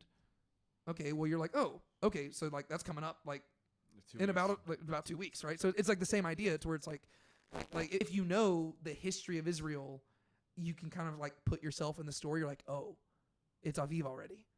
All right, so we're 2 weeks away, like because we know that Passover takes place on the 14th, right? Mm-hmm. And so we're 2 weeks from there, and then sure enough, you know, there's going to be this plague of locusts, and then there's going to be the darkness for 3 days, and then there's going to be this final plague, and there's going to take some preparation for that. And so we don't ultimately know how long the Exodus itself took place over. It doesn't really tell us. Like, I think we have a good idea that like maybe we're like 2 or 3 weeks away from it right now, because I don't think Aviv is being used here in like a dogmatic like, ooh, it's the first of Aviv. I think the idea is that it's around that time, and so it's like the middle of March. But we don't really know how long all these plagues took place over. It says that Moses was 80 years old when it started, and it says that he's 120 when he dies, which tells me that it probably all took place within the course of a year, because we know that he's going to spend 40 years in the wilderness. But I would assume it takes place over the course of like a few months, if not a few weeks. So it seems like it's a pretty rapid fire succession thing. And we know that the first plague itself took about 1 week. And so then you just have to account for him going before Pharaoh, offering a warning, saying, tomorrow this is going to happen. And so I'm assuming that this probably all took place over the course of like 1 month to like 4 or 5 months. Be like my best guess. Pretty fair. One thing, or real quick, do you have anything else you want to say about that plague in particular? I don't think so. Okay. Well, one final thing that I wanted to mention real quick, I had talked about this earlier, was just the whole like Pharaoh's heart being hardened thing, and that there's really like 2 different words that are used throughout the text. One of them, it talks about like his heart holding firmly, and then the other one is that he made his heart heavy. And you had kind of suggested before we started filming that like there was like a theory behind like some of the logic behind where those words show up there, and I was going to ask if you wanted to like reiterate those. I can try. It was whenever you first had said that, you had said that one was that his heart was heavy and one was that his heart held firm, and I was not entirely sure, but I was thinking it was possible that like this could be either referring to him like whenever his heart was heavy, it could be that he's being like conflicted, whereas whenever his heart is holding firm, it's like him just like refusing to budge, to where it seems like it's possible in some of these instances where like especially whenever he's like he's practically pleading at different points with them to like, you know, let go, like to relent of the plagues. It's possible that he is like being like conflicted, like he is feeling, he's kind of feeling the weight of the plagues, whereas like in the other instances he's like just being stubborn. Yeah.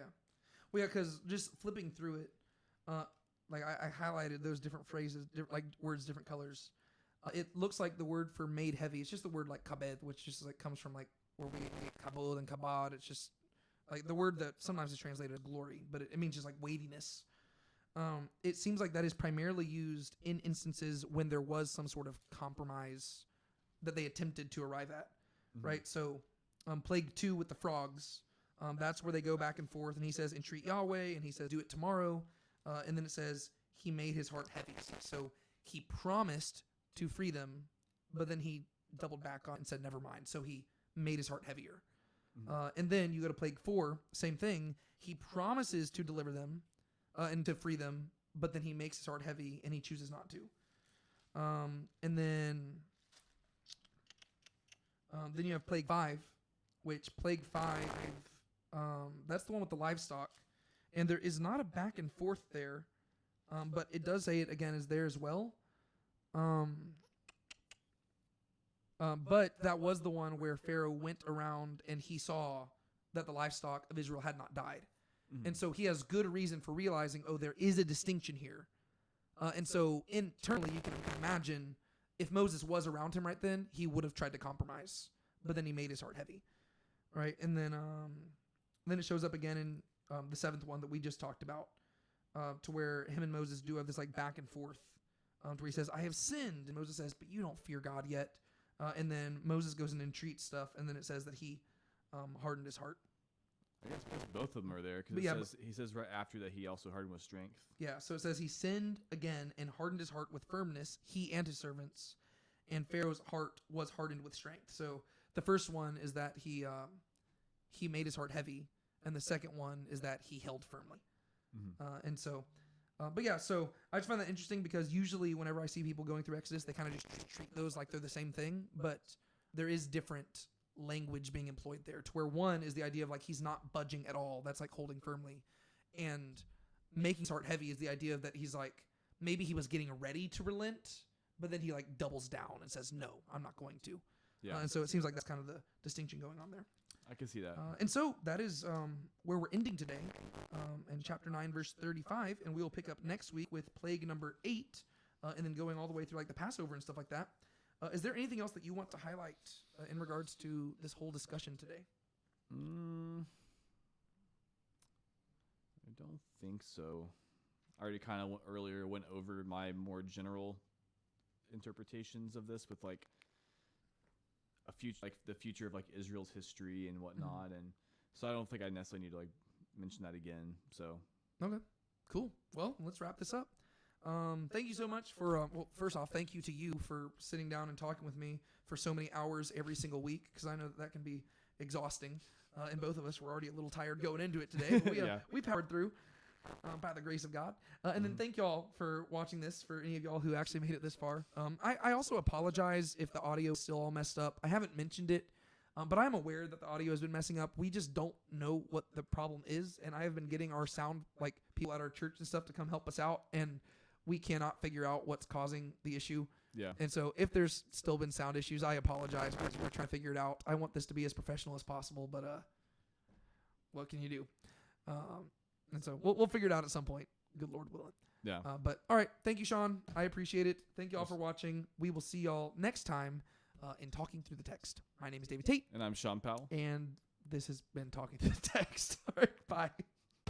Thanks for listening to Talking Through the Text. If you enjoyed this episode and want more like it, be sure to subscribe and share it with someone who might enjoy it too.